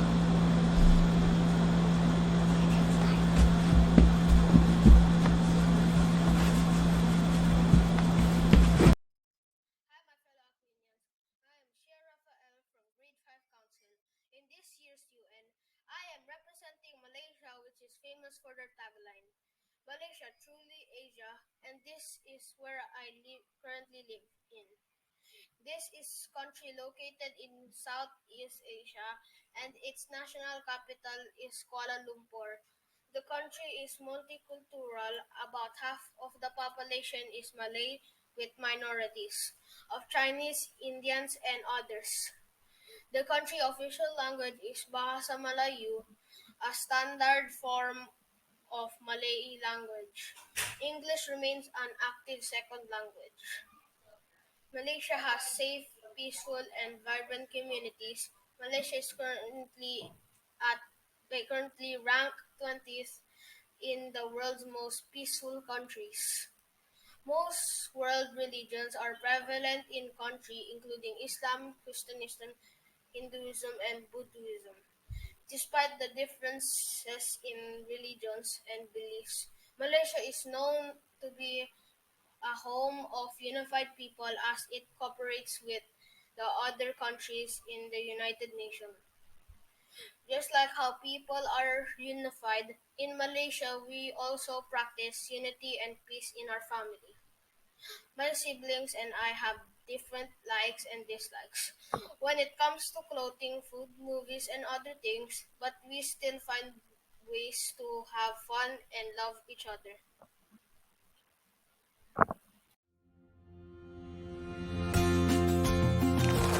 Good morning, everyone. My name is Shavika Ross, and I will be talking about the country Thailand. People in Thailand speak the language known as Thai. Thailand's population reached 70,026,431 this year. Its most popular delicacy is fried basil and pork. It is also popular to serve Thai cuisine to any part of the world. Now let's learn more trivia about this interesting country. Did you know that Thailand's old name is Siam? A long time ago, Thailand was part of mainland China. It is also the only Southeast Asian country that was never colonized by a European country. Thais are also known to be family-oriented. We can strengthen our family relationship by establishing good communication skills. We can promote the value of peace and unity in our home by having fun together but making sure that respect is given at all times. At the end, each country has its own culture and traditions, but we all unite to promote and encourage one another to live peace and harmony, no matter where we are and in what country we live in. Peace and unity are what we need to achieve our goals. Thank you, everyone. Good morning, everybody. My name is Max Proganan and I am representing Japan. Let's start with the history of Japan. Japan is an island country in East Asia, located in the Northwest Pacific Ocean. It is bordered on the west by the Sea of Japan and extends from the Sea of Ocho in the north toward the East China Sea and Taiwan in the south. Second, what is Japan known for? Japan is known worldwide for its traditional arts, including tea ceremonies, calligraphy, and flower arranging. The country has a legacy of distinctive gardens, sculpture, and poetry. Japan is home to more than a dozen UNESCO World Heritage Sites and is the birthplace of sushi, one of its most famous culinary exports. Third, where did the language Japanese come from? The common ancestor of Japanese and Ryukan languages is thought to have brought to Japan by settlers from the Korean peninsula sometimes in the early to mid 4th century BC. Now that we are done with the history of Japan, it's time to talk about the facts about Japan. Number 1. The world's oldest company is in Japan. Number 2. It has the 11th largest population in the world. Number 3. The Japanese lived almost the longest. Number 4. Japan is an island nation. Number 5. Tokyo is the most populated city in the world. Number 6. To clean is a part of education in many schools. Number 7. Japan consists of 6,852 islands. Number 8. It's common to eat already made. Number 9, Japan is mostly mountains. Number 10, Tokyo is the world's most populous metropolitan area. People in Japan are known to be good and effective disciplinarians. They value and family ties and promote respect to anyone. Just like these Japanese people, we also get to practice traditions and promote peace and unity among ourselves.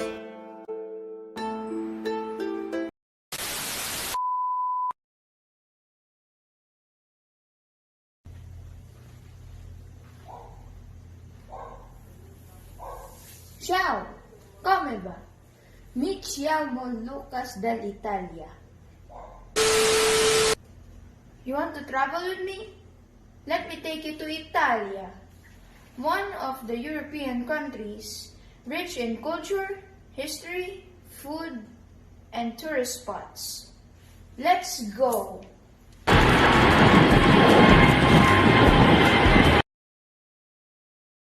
Italy, a European country with a long Mediterranean coastline, has left a powerful mark on Western culture and cuisine. Its capital, Rome, is home to the Vatican as well as landmark art and ancient ruins. Other major cities include Florence with Renaissance masterpieces such as Michelangelo's David and Brunelleschi's Duomo, Venice, the city of canals, and Milan, Italy's fashion capital.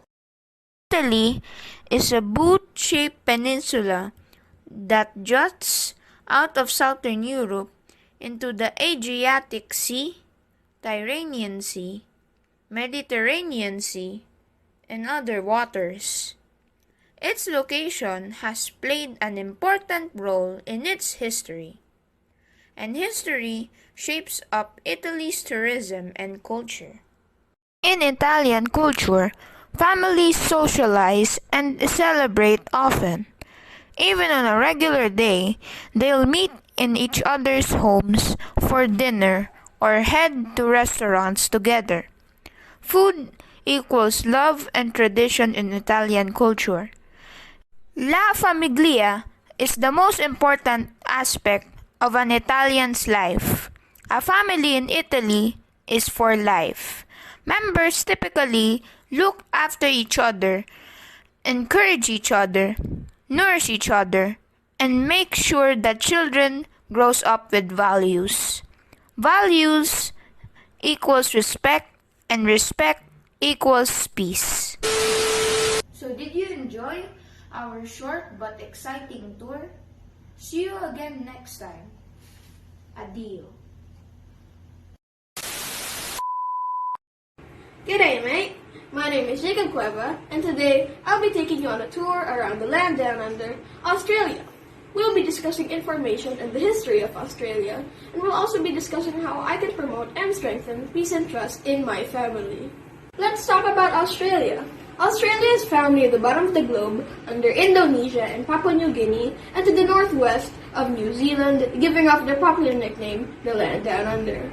Australia has a history of being a British colony ever since 1770, when James Cook claimed Australia, which was named New South Wales back then, under British rule.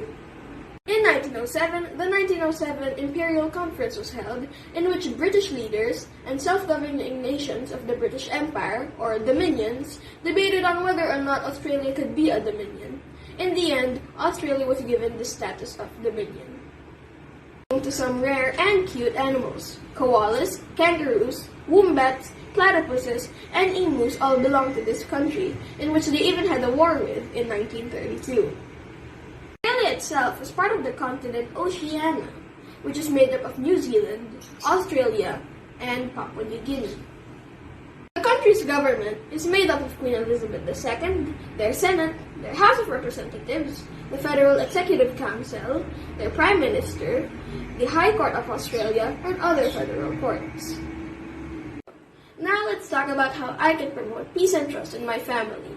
I can help promote peace and trust in my family by appreciating each other's works and expressing gratitude to each other. For example, if someone cleans the dishes, I can give him or her a thumbs up, a pat on the back, or simply saying thank you. Another way is by forgiving each other and supporting each other to show that we care for each other. And finally, I can help promote peace and trust in my family by simply playing together, having fun together, like walking together or playing video games together. That's all I have to say for now. Thank you very much for listening, and I hope you have a pleasant day.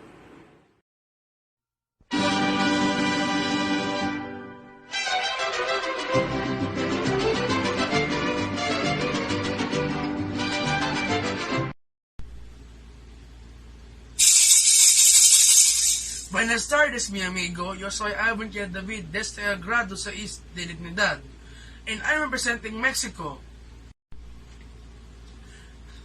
with its capital city called Mexico City, with a population of 125,959,205.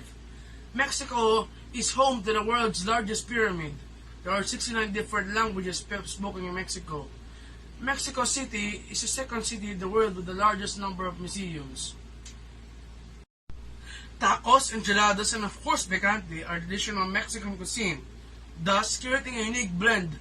The richness of its culture and the warmth of its people are reflected in the traditional Mexican clothing. Saturated with luscious earth tones such as reds, browns, yellows, and greens, weavers infuse intricate patterns and vibrant designs in their clothing. I believed I can create peace and trust in our family by praying together, obeying my parents, helping them in house chores.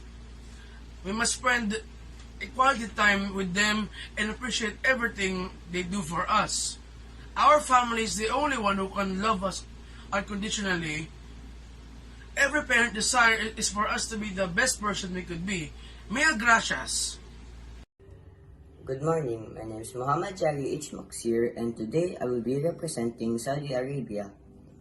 Saudi Arabia is a country in the west side of Asia.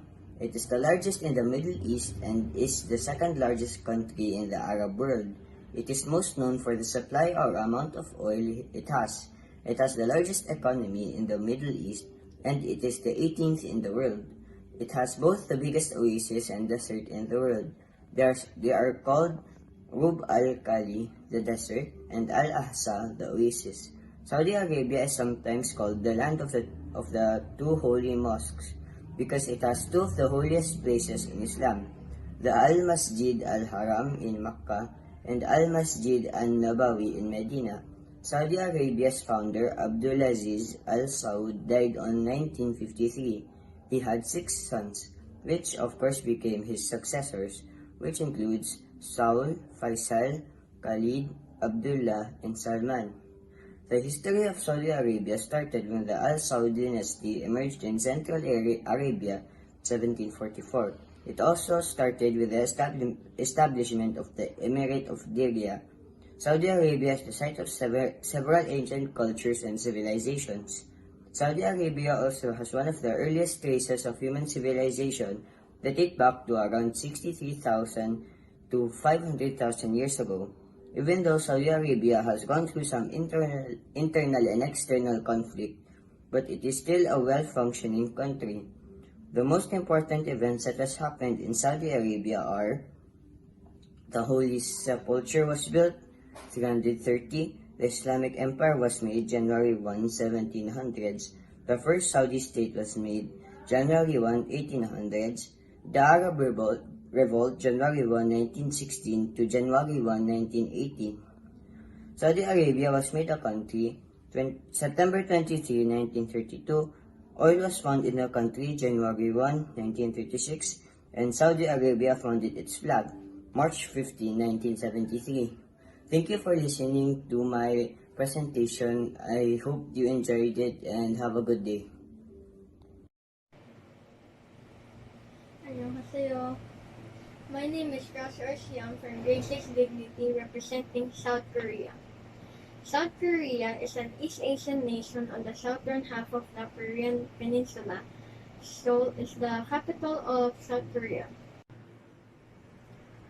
The country is famous for K-pop, K-drama series, and other movies that are very popular here in the Philippines. They are also famous for cosmetic surgery and their different skincare and makeup products. They are also famous for their fashion trends. Some tourist spots are the Gyeokbong Palace, which was the main legal residence of the royal family during Joseon dynasty. The Namsan Seoul Tower, located atop Namsan Mountain in the center of the city, and the Bukchon Hanak Village, which shows the charm of Korea's traditional buildings. Peace and trust in the family is very more important during these times. Our family is the one we can hold on to because they are the ones we are with inside of our homes. Inside our homes, misunderstandings can happen from being inside for too long with the same people.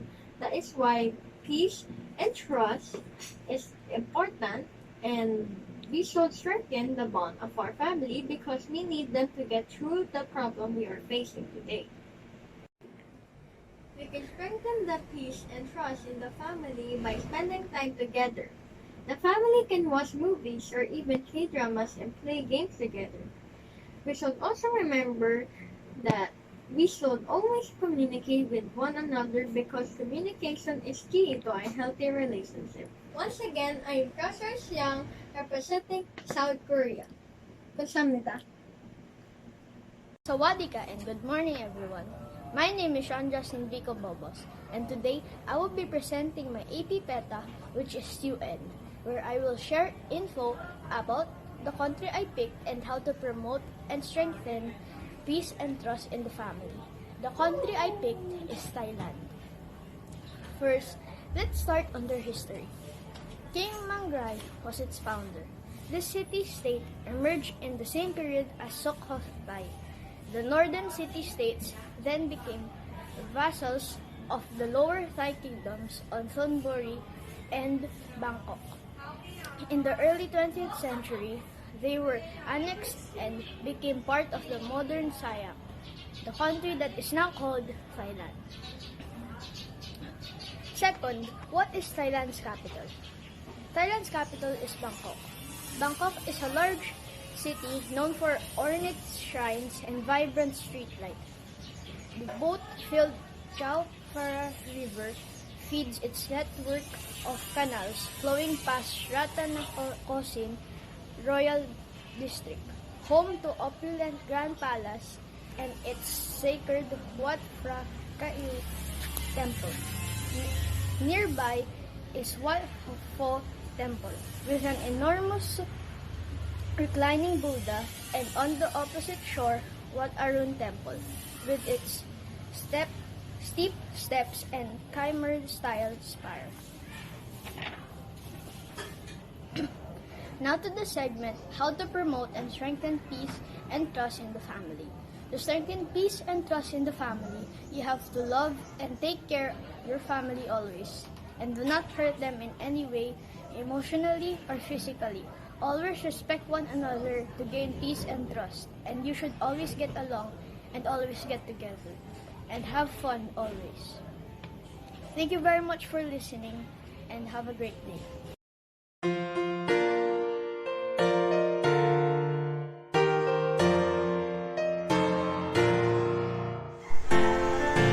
Howdy all, my name is Sinchi Kyle Ader Cruz from Grade 6 Dignity, representing the land of the free, United States of America. This is our flag. The capital city of America is Washington, D.C. At present, Joe Biden is the only Roman Catholic president of the United States of America. Our country has 50 states and home to many natural wonders of the world. In fact, the UNESCO has recognized many heritage sites in America, such as the Grand Canyon National Park, the Great Smoky Mountain, Yellowstone National Park, and a few others. I believe that there should be peace and equality for everyone, and to focus on issues such as human rights, healthcare, education, and social justice. Love, safety, security, and respect. These are the things that were taught by our parents at home, and then we need to implement these into the community and to others. We promote and strengthen our peace by communicating with other countries of the world. We should love and respect our family and friends. Let's be an example to our family, our community, our country, and to the whole world. God bless everyone. Thank you.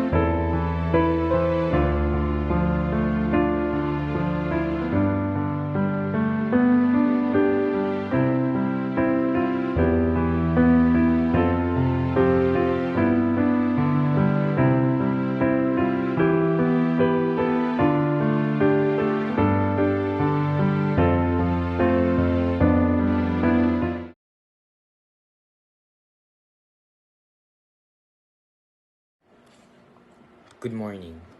I am Nathan Andrew Wailauderes, a Filipino youth, and this is my stand. It has been almost 2 years. It has been almost 2 years since I was able to go out of the house without any restrictions. It has been almost 2 years since I was able to go outside the house without having to wear a face mask or a face shield. It has been almost 2 years since I lived my life without the fear of going home with a disease. It's about to become 3 years since then that we have not lived our lives normally because of this pandemic. Because of this, I am starting to see that the virus is not a problem anymore. Then what is the problem? I remember the first time when I heard that the government called for a travel ban. It should have been imposed way back in the earlier part of 2020. It would have made such a big difference in the hindsight. However, since it was not part of our government's priorities, thus it was not imposed. I remembered after the 1-week suspension of classes, I thought that the next sunshine would be better. Unfortunately, that beautiful sunrise never came. It has been such a long time now, but I am still hoping for that next brighter morning. The lack of accountability present in this government has disappointed a lot of Filipinos. It is so disheartening to see that many believe that we should be thankful because the government's response on the pandemic was not as bad as compared to the other countries. But why did we not do as well as what other more progressive countries do too? The lack of good governance of our country was reflected on the people's low expectations.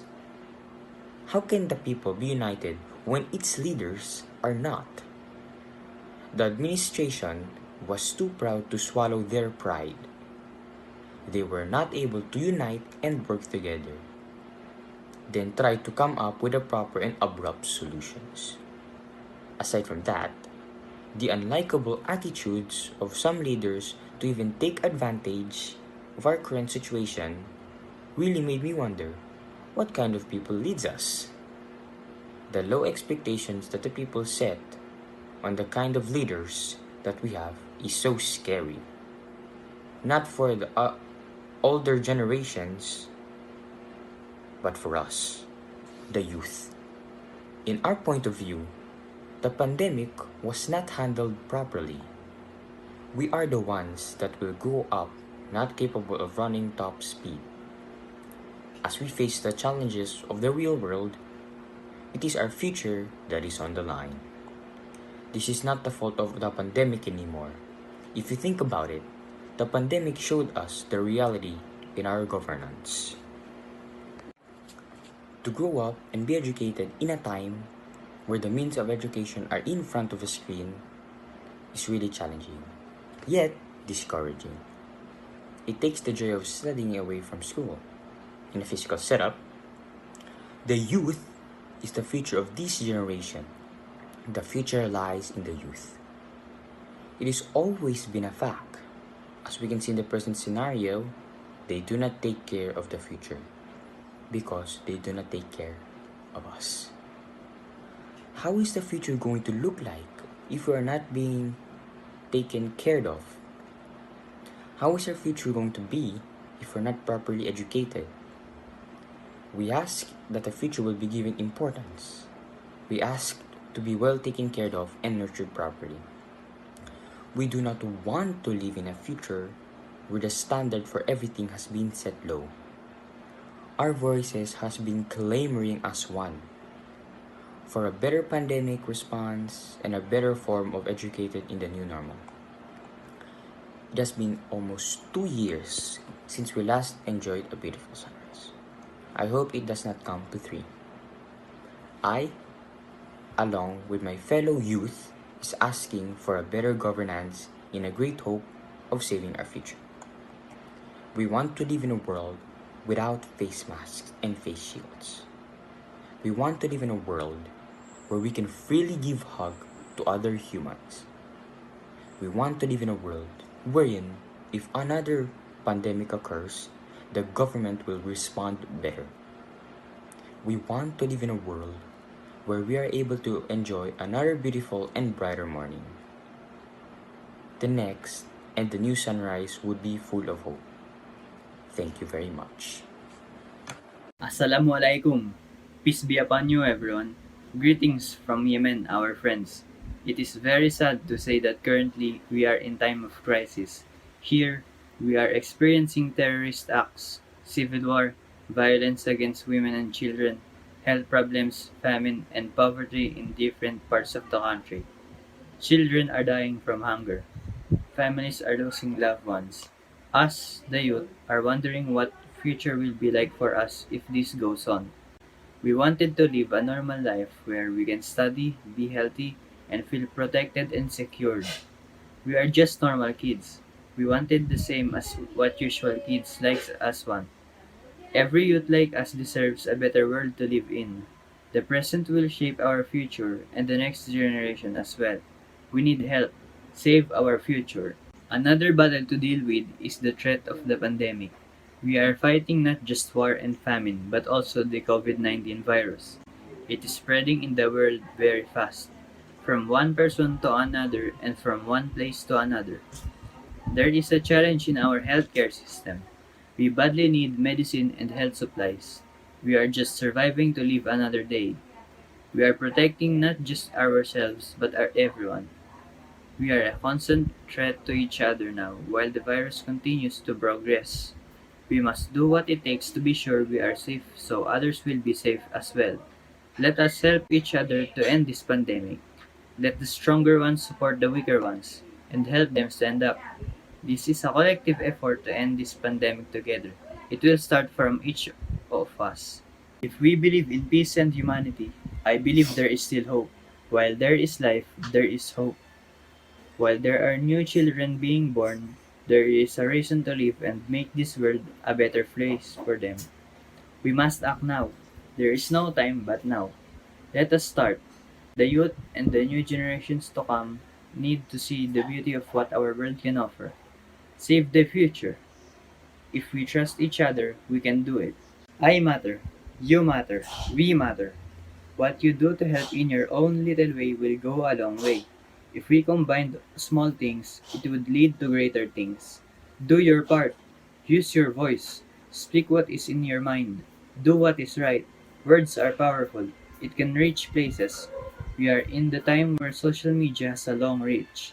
Share and spread support and kindness. We will see you. We will hear you. You can make strong connection to people like me. Listen to us. Guide us and be one with our cause. We are one. There are different ways to help and support. It can be monetary and in kind. It can be through your obedience and good deeds. Always contribute and donate when possible. Please participate in the community service for the purpose of extending help and kindness. Also, always follow guidelines and strict protocol implemented by the law. This is for the good of all people. Most of all, always pray to God. Prayer is powerful. Every test from God will make us stronger, united, and blessed. Always count your blessings. Not everyone in this world is experiencing the same things that you have. Be grateful and share what you have if you can. For all of the youth, you matter because you are the future. It will be saved. Just believe that there is hope.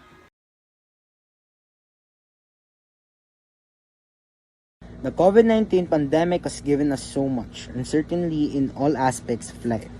Our movements have been restrained. We cannot leave our house for leisure or entertainment. We cannot celebrate special occasions with our family. However, we must remember that everything happens for a reason. Life must go on. As a youth, we must continue to strive for the future. We continue to improve ourselves. COVID 19 must not stop the youth in achieving our dreams. So that when this pandemic is over, we are ready to continue the life we had prior to the pandemic. The youth must remember that the pandemic is given by God to teach us lessons. It is for the youth to discover during this pandemic what is their purpose. Use our time to be productive in helping yourselves become better and helping others too. Hello, I am Shannon Life M. Ortiz, and I will be presenting to you a speech of how we will be able to save the future of the youth. Ask yourselves, how will I be able to save the future of the youth? Not only me, but also you can save the future of the youth. We all have the ability to create change ourselves. We are just afraid to make an act. There is a pandemic going on, and we as people of the Philippines must be able to act in accordance to be able to save our country and to save the future youth. Parents, teachers, and guardians, you serve as a guide for the youth to have a bright future. So you must guide them properly and carefully so that they may have a role model to follow. That is one way in saving the youth. Having a good childhood and environment will lead them to have a positive attitude, and then they will be strong. If not, it could lead to a chain reaction, whereas the children who were raised wrong will also raise their children wrong because that is what they have experienced. In the time of youth, they are prone to explore and learn more about the world. They must be like birds that can soar freely in the sky. But instead, in the time of the COVID, they are like caged birds, which let their wings go to waste. To save the youth, the adults must be responsible and act maturely. Well, because they are adults, they should be acting for the youth to have a better life. In the Philippines, we had nearly experienced a coronavirus to be exact, for almost 2 years. Why? Other countries had already cleansed of their country of COVID. So why has the Philippines failed to save their people and make the Philippines a safe environment for the youth and people to live in? We Filipinos are stubborn and always make mistakes. But did that let us stop us from reaching our freedom? No, it didn't. It is because we are Filipinos. Even if you feel like there's no hope, we Filipinos found a way to get through the obstacles. And the coronavirus is just one of the obstacles we must face. We have a choice to help not only the youth but also ourselves. We should act for the better. Why are we acting for the worse? Why do we go outside and not wear masks just because we can? We could have easily contained the virus and we could have easily returned to our daily old lives. But the Philippines is still infested with the virus. If we do not act now, then how will we be able to create an environment that lets us and the youth be free? We are Filipinos. In this time of crisis, we must not be separated. Instead, we must be united to face the obstacle together. To save our future, we must save the youth as they are our future. The future is now. If you are confused and do not know what to do, pray. Even if you think it is insignificant, prayer will guide you and it will put you at ease. because you would know that God is with you always. Thank you for listening to my speech, and I hope you will spread the word to others.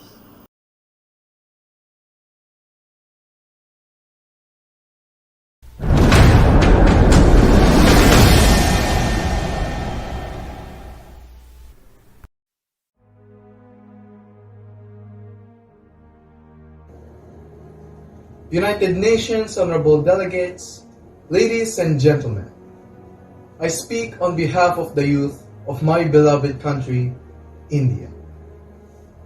I am sure that the people of the world have come to know how my country has been tremendously affected by the seem-to-be never-ending COVID-19 pandemic.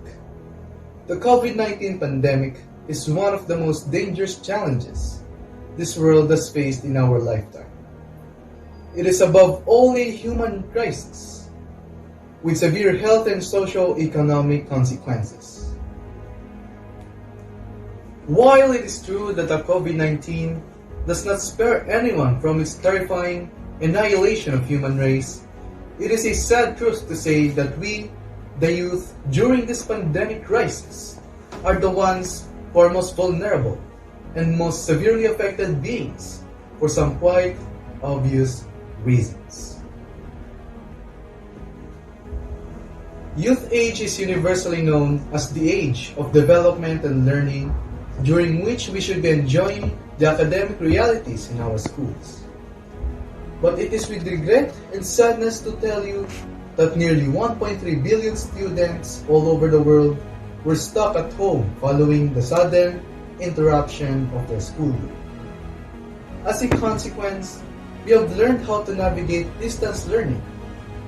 With little notice, teachers switched to virtual classrooms while rushing to complete the needed learning materials for students who came from economically deprived families. Millions of families have felt the need to tighten their belts as their very first countermeasure to survive in the midst of this global health crisis.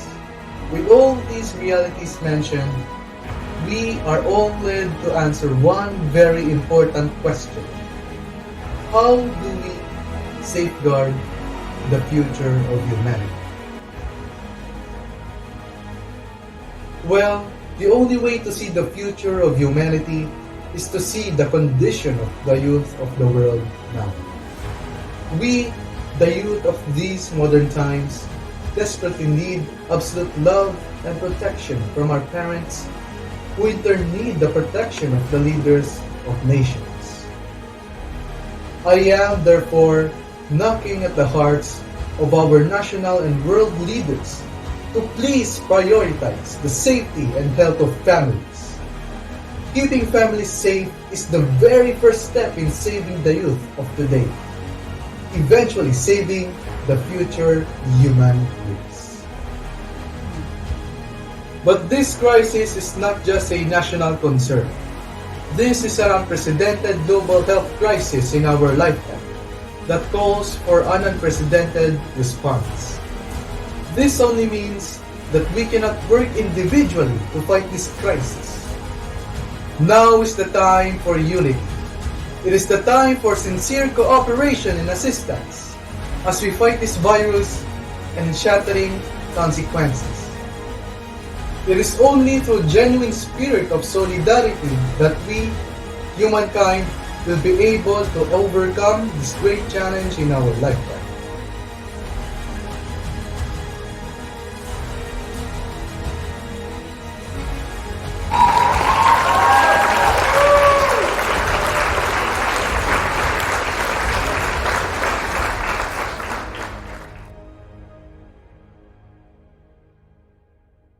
Well, hello there.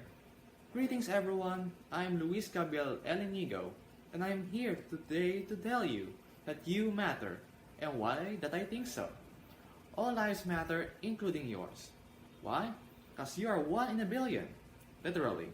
The fact that you were the one who was made out of the countless possible outcomes makes you so much special. Also, our mothers have taken so much care of us, even before our birth. And think about the pain they have gone through for you. Now, I'm not saying you are a burden, but what I'm saying is that they have gone through all of this just for us because we matter so much to them. Even after we are born, our parent or our guardian have dedicated an incredible amount of hours, days, years worth of work and care just for us. This is how much we matter to them. Now think about the people around you, your friends, your classmates, your teachers, and your relatives. You matter to them. Now let's stop talking about the others. Let's talk about you, not them, just you. Just believe me on this, okay? You deserve to be happy and be loved. You deserve to be loved by others, but most importantly, yourself. No matter how much they care for you, you won't feel it if you don't love yourself. You are deserving and worth it. Remember that. Do not let others dictate your self-worth because these people are probably just jealous of you. And who knows, maybe these people have their own issues. So always remember, we all matter, including me and including you. Till we meet again.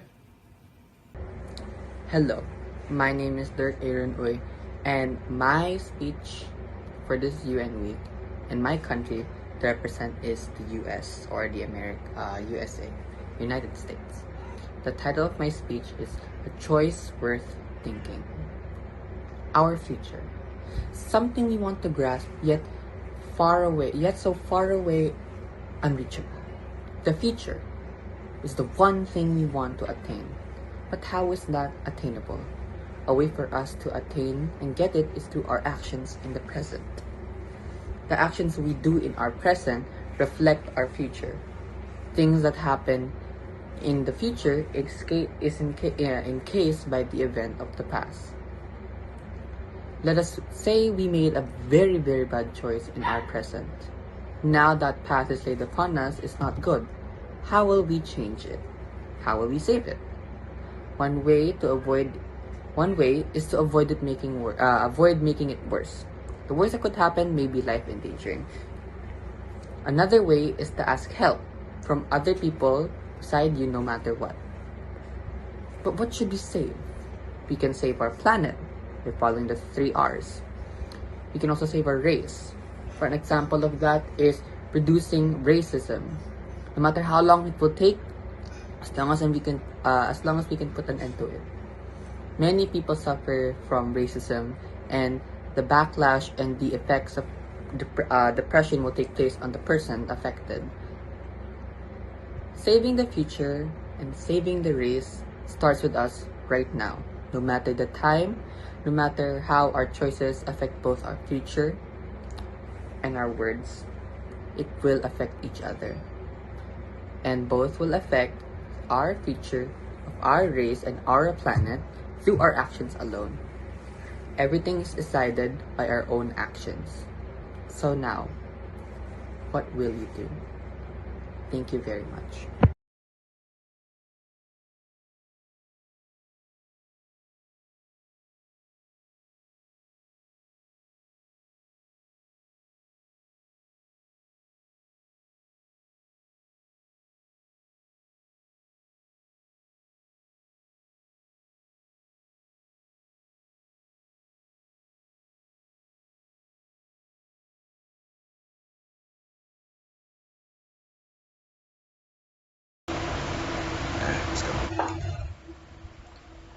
How would the future generations live tomorrow if we won't fix our problems today?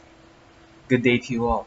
My name is Neil Francis Fernando, and I'm here to talk to you about the pandemic that has changed our lives and how we communicate with our friends and our families. COVID-19. Now, I'm sure we all know what COVID-19 is. COVID-19 is the virus that started it all. The one that forced us to adapt to everything that is happening all over the world. Until when shall we allow COVID-19 to affect our lives?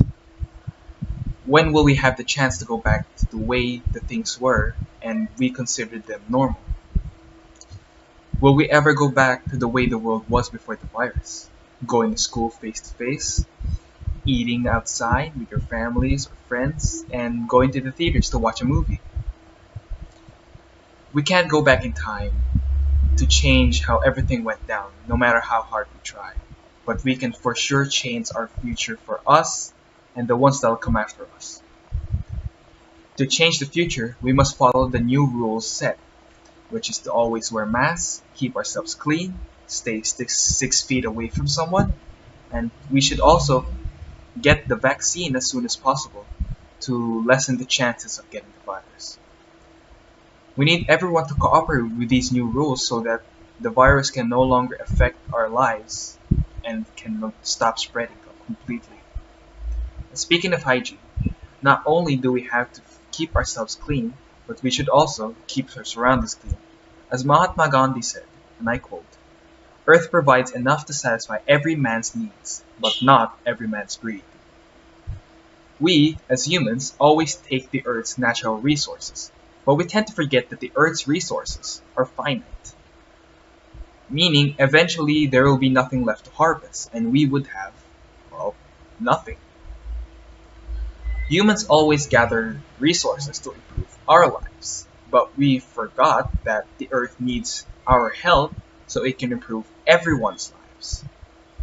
We were designed to be the caretakers of the Earth. We shouldn't be collecting everything for our generation now, because then there will be nothing left for the future generations. The planet's safety will guarantee the survival of the human race. A healthy planet means healthy inhabitants. That means humans, animals, and plants. They all require the Earth to survive. If the Earth dies, we would also suffer as well, because there is no other planet in the universe that can sustain life. Humans should work together to keep the Earth alive and healthy. While treating the Earth as best as we can, we should also be strengthening our bonds as humans, no matter what our skin color is, or no matter where we were born. We were designed to work together as a community and not against each other. Trust isn't gained overnight. It takes days, weeks, months, or years even. But even so, we must strive to achieve total trust in one another because of the fact that we are unique. We're the only ones in the universe with thoughts and emotions. And as I said earlier, we are unique, meaning we are creative. But that doesn't mean we should be ranking our achievements from one to the other. We should be using that uniqueness or creativity to make sure that a world is a better place for all of us. A world where there is peace. A future where we no longer have to fear people in power to use us for their own self-gain, for their own self-worth. But a future where people in power can create a community where we can be ourselves and express what we truly feel with no fear of judgment from anyone else. If we start solving these problems today, then we would have a much better tomorrow. If we focus on these now, then future generations can have a much easier time living their best lives without having to worry about disease, discrimination, and the current state of the earth because of what we have done and what we have been doing until now. We need to change for the better. We need to do better. And that's all. Thank you. Earth is one of a kind. It is the only planet in our solar system that is habitable. We may have found other habitable planets, but they are trillions of light years away, and we have no means of reaching them, so there's no point, and none of them are quite like the Earth itself. The Earth is my home, our home, and the home of billions of people across the planet, plus the millions of animals and plant species found on this planet. So let me ask you this. What if our planet suddenly gets destroyed? It may be caused by natural disasters or by our own negligence. Think about the billions that will suffer, but that doesn't account for the billions and trillions of the future generation that doesn't have a planet to call home. So, what can you and I do to save our planet and our future?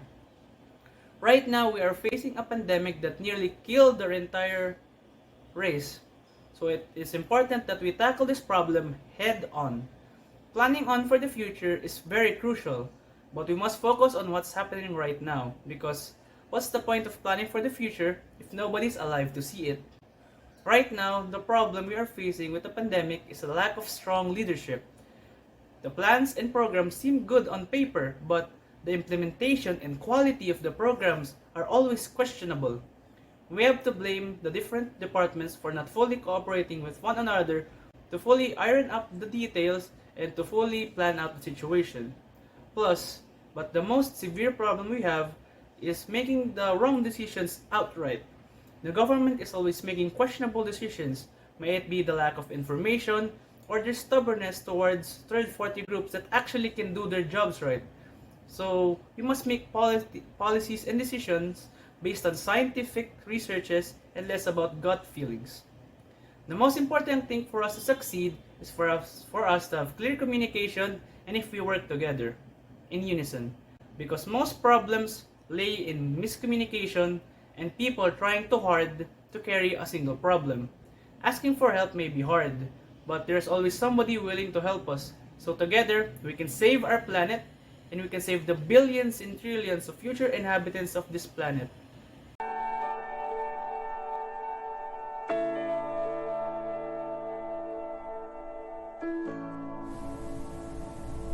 I know many would call the Philippines in the past the Pearl of the Orient Seas, but now we're most known as Philippines, the country in a recurring hell-like pandemic. A pandemic like no other, the economy has fallen, jobs continue to decrease, graduates left stranded, loved ones leaving, and the mental health of the population turning for the worse. With all of these conditions, is how can we reverse this monstrosity, a plague built by numerous generations of chiropteras? There's only one solution to a disaster caused by the older generations, and that is the youth of this nation. Our youth's hard stance against this pandemic is strong, sharing only the most credible news so that the majority can stay safe at home and be worry-free, reporting fake news so that others won't be misled by their lies and be led to catastrophe. And it's by these activities that many youths now just realize the worth of our education, the difference between someone taught by a teacher, a scholar, with knowledge and credible information against the troll-ridden internet filled with various fake information with uncredible websites. Yes, with one tap, we learn a lot of things in the internet. It's just that we see so much information and learn so much information that we can't discern truth from false, truth and reality. In the past, there was even a case where citizens flocked to a mall in Antipolo because they were told that if they weren't able to be inoculated by the vaccine, they wouldn't be allowed to go out. This brought the attention of the media as it showed just how gullible Filipinos truly are. That just because this hearsay or rumors are spread on apps such as Facebook, they immediately believe the information they contain without verifying the sources they claim to be or claim to come from. And this is definitely not just a one-time occasion, but an ongoing situation in the whole Philippines, with other famous situations such as the Copper Mask scam, which was advertised by numerous celebrities, being a mask that not only increased protection against the virus, but made you look as fashionable as ever. There's also the ongoing elections, with the Marxists throwing money to gain the votes and adoration of the people. And many of us citizens being enticed and believing that they are actually figures that we can trust. But most of us don't understand that the consequences of this leads and breeds the corruption and devastation of our nation. That believing in popular figures that don't aim to better this country, but to just sell products to their audience, only makes the corruption and devastation thrive more in our nation. And it is only with these incidents that many youths agreed that, yes, the pandemic, it is a truly hard foe. But if we just continue helping one another by giving food to the needy, donations to the poor, improving our fellows' mental wellness, giving ignorant people the hard and cold truth, and not leaving behind even the most vulnerable members of our society, we will be able to overcome this crisis. But just because we defeat the antagonists of the present doesn't mean it will just end with a happy ever after. Problems will continue to arise even after the pandemic. Corruption will continue to thrive and contemporary issues will still remain unsolvable. We will just go back to the past and remain unchanged forever. But this issue can be resolved with the betterment of our citizens' education by allowing different perspectives, different people, and different talents to be able to expand their knowledge and talents to help the country. Problems faced by the country can be resolved, just like the pandemic. So, for the sake of our future, for the Philippines, a thriving educational system is needed so that our future generations and also our nation won't be troubled by the times to come. Thank you.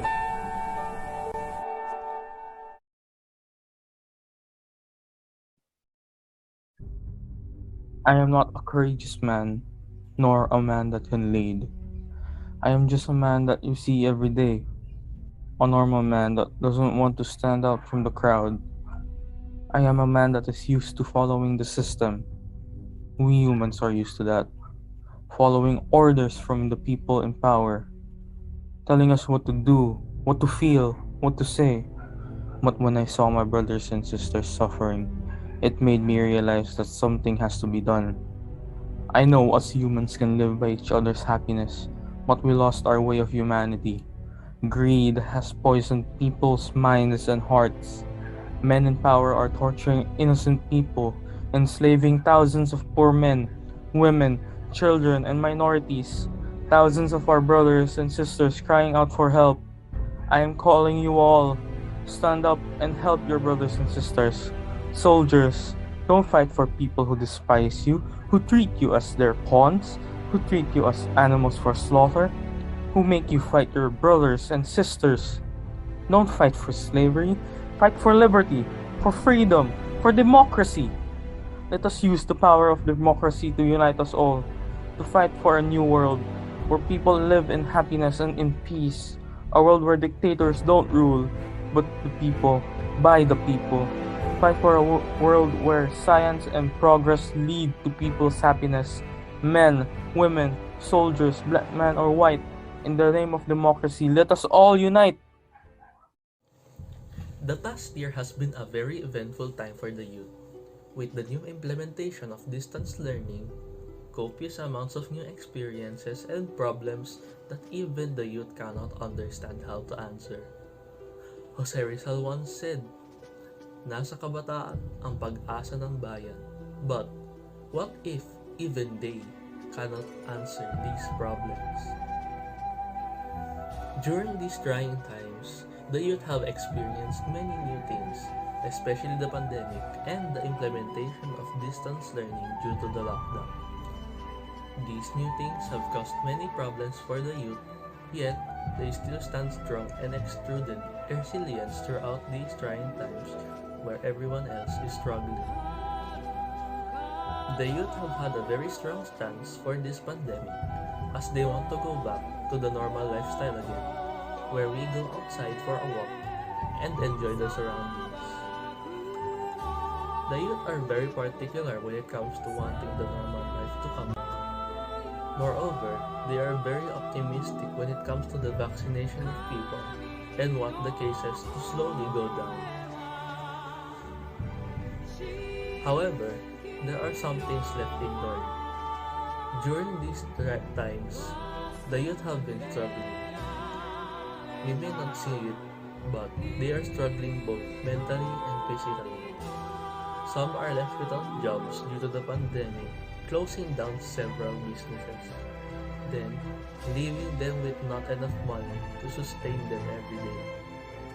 Then, there are those affected mentally, their mental health slowly deteriorating as time goes by, causing several mental health issues to incur.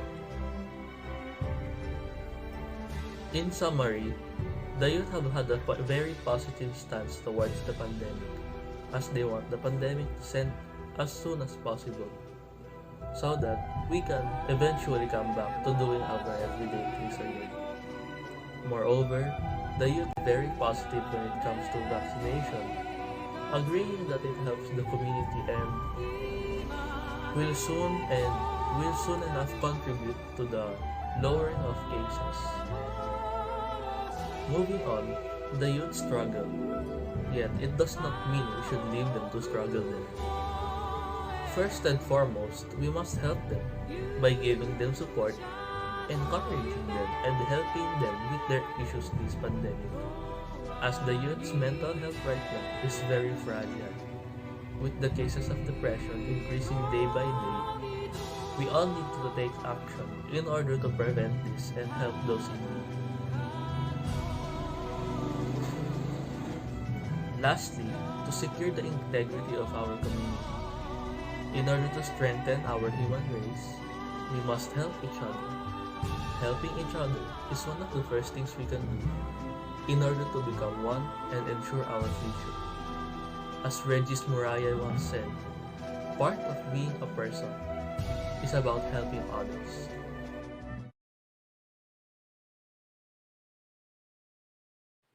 Magandang umaga sa inyong lahat. Ako po ay narito upang magbigay pahayag tungo sa hamon ng pandemya na kinakaharap nating mga kabataang Pilipino. Sa panahong ito ay sobrang hirap hindi lang po sa mga kabataan, ngunit sa lahat ng mamamayan ng bansa. Dahil nga po sa pandemya ay nagkaroon po tayo ng online class upang maipagpatuloy pa rin ang pag-aaral ng mga kabataan dahil alam natin kung gaano kaimportante ang edukasyon sa buhay ng isang tao. Sa kabila ng mga problema na ating kinakaharap, isa lang yan sa pagsubok na malalagpasan din po natin. Tayong mga kabataan ay huwag po dapat tayong magpaapekto dito dahil ito po ay maaari nating ikabagsak. Tandaan natin na sinabi ng ating mahal na bayani na kabataan, tayo ang pag-asa ng bayan. Kaya naman kahit may pandemya ay dapat pa rin na mag-aral tayo. Ipagpatuloy natin ang pag-aaral upang magkaroon pa rin tayo ng magandang kinabukasan.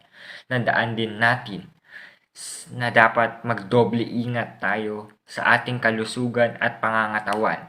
Dahil nga po, sensitibo pa ang ating mga katawan, kailangan po natin magpalakas, mag-ehersisyo, kumain ng marami at ng masusustansya, matulog sa tamang oras.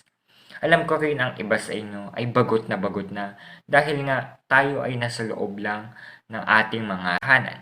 Kaya naman gumawa tayo ng ibang paraan upang hindi tayo mainip sa loob ng bahay, gaya ng pagkausap natin sa ating mga pamilya, pagbabasa, pag-aaral, paglalaro at marami pang iba. Huwag natin hayaan na kainin tayo ng kalungkutan kasabay ng pandemya. Lagi natin tandaan na gawin ang lahat ng bagay upang maging ligtas dahil kakailanganin pa tayo ng susunod na mga henerasyon. Dahil kung tayo ay magkakaroon ng magandang kinabukasan, ay matutulungan din natin ang kinabukasan ng bawat isa. Tandaan po natin na tayo po ang pag-asa ng bayan. Maraming salamat po.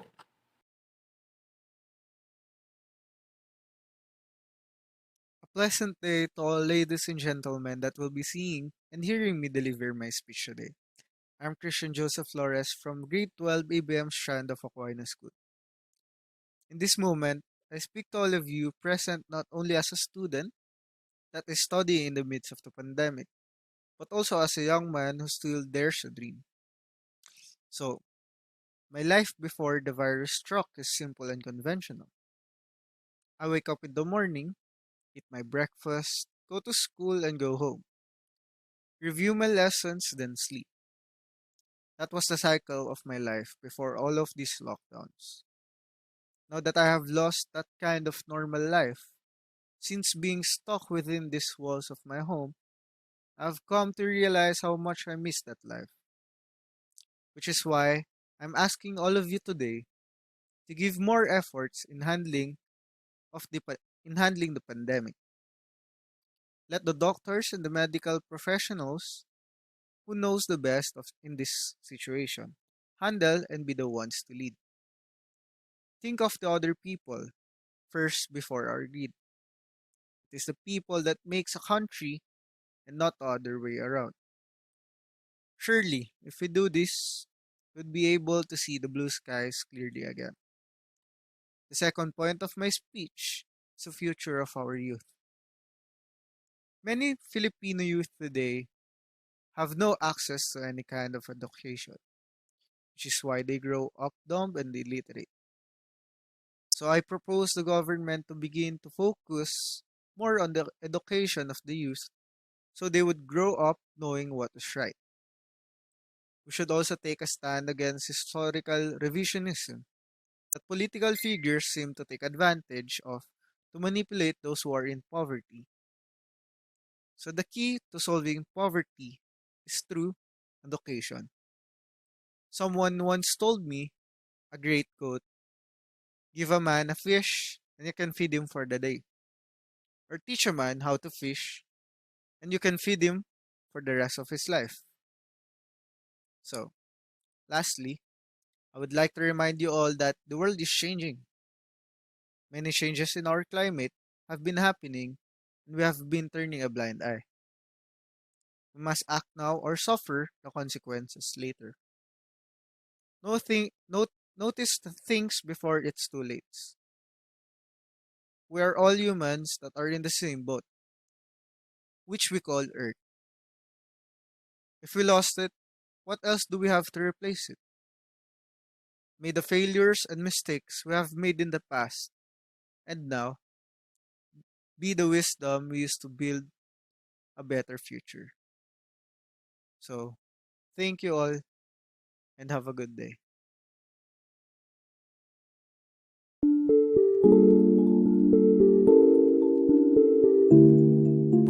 A pleasant day to all of you guys, and it is an honor for me to be able to speak in front of you all. But first, it's kind of quiet here, so here's a little bit of music. There you go. So, why am I here exactly? Well, first of all, I am Cyril Maven A. Rodriguez, a grade 12 student from AQUINAS School representing the Philippines. And for why am I here? Well, I am here to talk to you about the current situation that we are in, which is the pandemic that we have all been experiencing for over almost 2 years now, that has changed our lives and our connections, whether it be for our friends, family, studies, and even ourselves quite drastically. We ask ourselves, when will we come back to how we lived our lives before? When will the time come when we are sure of our safety? And how will we be able to push through better in this situation? We all seek answers for these and struggle to fight an unknown experience of the novel coronavirus, or so-called COVID-19. But first and foremost, let me speak to you about myself, about my own credentials and my own experience about the pandemic that we are currently in. So firstly, speaking with full honesty, I am nothing but a student. Yes, I am just like you. I am a student, but hear me out. A student that struggles and experiences hardship amidst this pandemic. A student that gets confused. How to manage time wisely? What is there to do? What decision will I take? Or even who to be with? So, I myself experienced these, and I know that you are familiar with these experiences. I have been studying now in my second year via online class, and I am not a consistent honor student, but I do try my best to have a consistent passing grade and good high grades for each quarter and each year. So let's say from 1 to 10, One being a student who has temporarily froze their studies and not currently studying, and 10 being a college consistent owner and top of the class student even while in online class or in this pandemic that we are in. I can say that I am a bit of a 5 to a 6, which is not bad actually. So moving on, we all know we are in a state of pandemic and we are struggling, whether it be financially or studying. Studying from home includes a lot of distraction, perhaps a lack of needs, sleep schedule may be not pleasant, bad time management, and so on. We experience this and think of letting time just pass by and just keep things at your own pace. We all must realize that we are not living and studying how we once did before. We are in a new normal, in a different environment, in a different place to study in. We have to embrace and accept the state we are in. Yes, it may be tough, it may be rough. We may think that we are not enough, but within ourselves, only you can make yourself tough.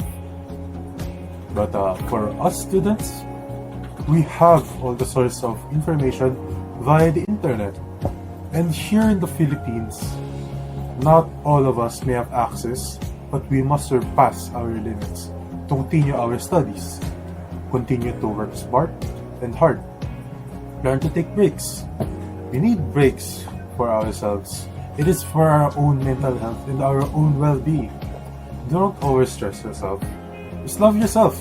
Love your own body and yourself. Make good use of your time and set goals for your days. Speaking of your own health, take good care of it. Take good care of your hygiene and be sure to take a bath. Brush your teeth and most importantly, wash your hands. And whenever you go outside or meet someone else, make sure to wear a face mask because that is a good protection for our current state right now. Our social life and mental health is one of the main things to be affected by this pandemic. With the use of the internet, we can communicate with our friends just by tapping on a screen or typing in this computer. And we can meet new people via the internet. So with that, to keep ourselves in a good condition, try to socialize and find your own interests. We may get bored, we get bored a lot of times and not realize what we should do. We get bored and stick to what we have. Stick to what we have. But I assure you that you must try out new things. Find out what you want. Find what makes you happy and keep it. Continue your passion and always focus on yourself and your own health. So, wake up. Wake up. We are close to the end of our struggles. We must push through. Love yourself. You should love yourself. Why? Because you matter. So surpass your limits, and that is all. Take good care of yourself. This has been Maven Rodriguez, signing off. Thanks for your time.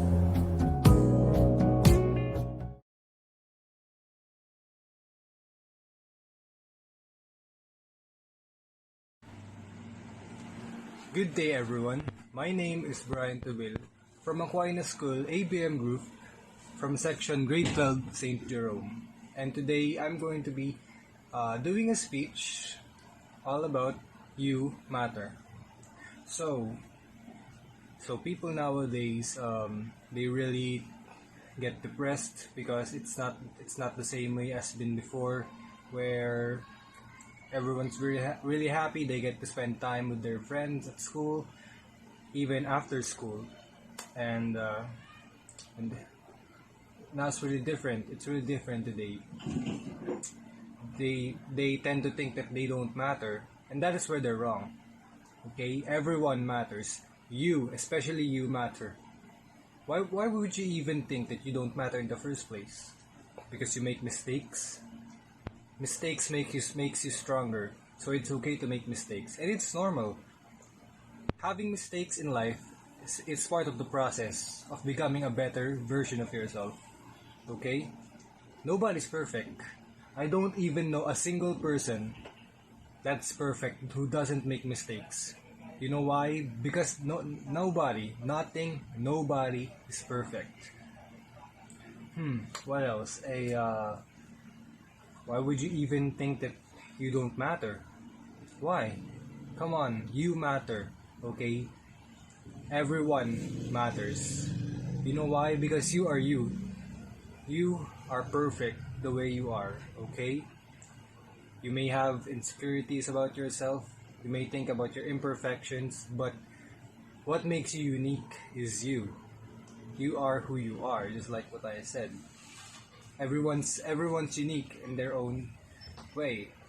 Like me, I can say that I'm unique because I could describe myself as very fun. I'm very fun with friends. Yeah, something like that. And so are you. Yeah. Plus, we all have friends and families. They're always there for your side. They're always going to help you become a better version of yourself. They, your friends and families love you. So there's no need for you to get lonely all the time, thinking that you don't matter. But they matter to you, and you matter to them. So it's a win-win situation. Your friends are always going to support you because obviously they're your friends. So is your family. Even if you fail, they will help you up. Because if I were you, I would pick the best friends where they would help you go up instead of going down. Because those are the friends that you're not going to need in the future.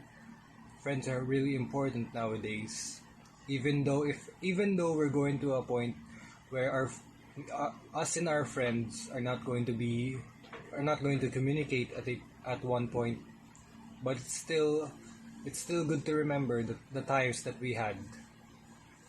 Your family is always going to be there because family is family. They're here to support you, and you're there to support them. In times, we are always going to need help or seek help. And it's okay to seek help from others. Even if you're getting a little hard on yourself, you can always ask for others to help you. Because it's the right thing to do. Okay? It doesn't mean that you always have to do things on your own or solo. We will always be there for you. So we should always remember that you are important, and you being good as in okay, being good as in great, being okay as in fantastic. We should always be ready to hit the times where hard times is gonna hit us, okay? So always remember, you are important. In Tagalog, mahalaga ka. Kasi maraming nag-a-agree sa punto ko na mahalaga ka. Okay?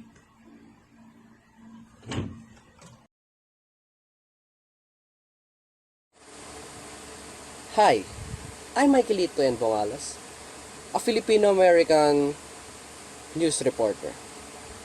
For now, I will represent the United States of America. As a youth in a democratic country, it is our duty to voice out our concerns, most especially this time of pandemic. The mistakes of the adults will affect us youth, the future of our nation. So ladies and gentlemen, boys and girls, and all other genders, now is the time to stand up and fight for our rights. Not because we are young, that doesn't mean we are naive.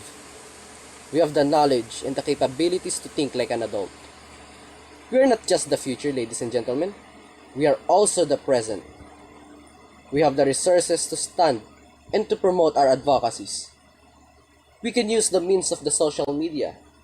We can start by sharing information and voicing out our concerns through them. We can also share our advocacies to our friends and family. Slowly but surely, we can change the world and our future. Just like what the great Mahatma Gandhi said, in a gentle way, you can shake the world. We cannot always rely on someone that is not willing to help us. And this message is also for the adults. You cannot always build a future for us youth, but you can build us youth for the future. Everything takes time, but waiting is enough? I guess not. Waiting is good, but doing something is better. A lot of us are dying from starvation because of poverty. A lot of us are not going to school because they don't have the access. But these problems gets worse because of the pandemic. I'm just one of the many youth out there that are concerned about our future. So I take the stand to fight for our freedom and rights in any means, and I will start by posting the social media. This is also a wake-up call to save the human race. The conflicts of the big nations affect the poor countries. Why do we fight? Why do we always seek war? To prove that we are stronger than everybody? What it will achieve? Fighting does not resolve anything. It only results in many more wars, and it will affect not just you, but the whole nation and the globe. So I, Mikey Lito Bongalas, knocking and voicing out to promote peace, love, unity, and trust to the world. I may not have a big name, but I know for sure that someday we will achieve this. Instead of guns and bullets, let us send each other roses and kisses. Instead of getting into war, let us talk and fix the conflict in a peaceful way. And before I end my speech, I want to tell you something, ladies and gentlemen. The problems that will be resolved today will be beneficial tomorrow. That is all. Thank you.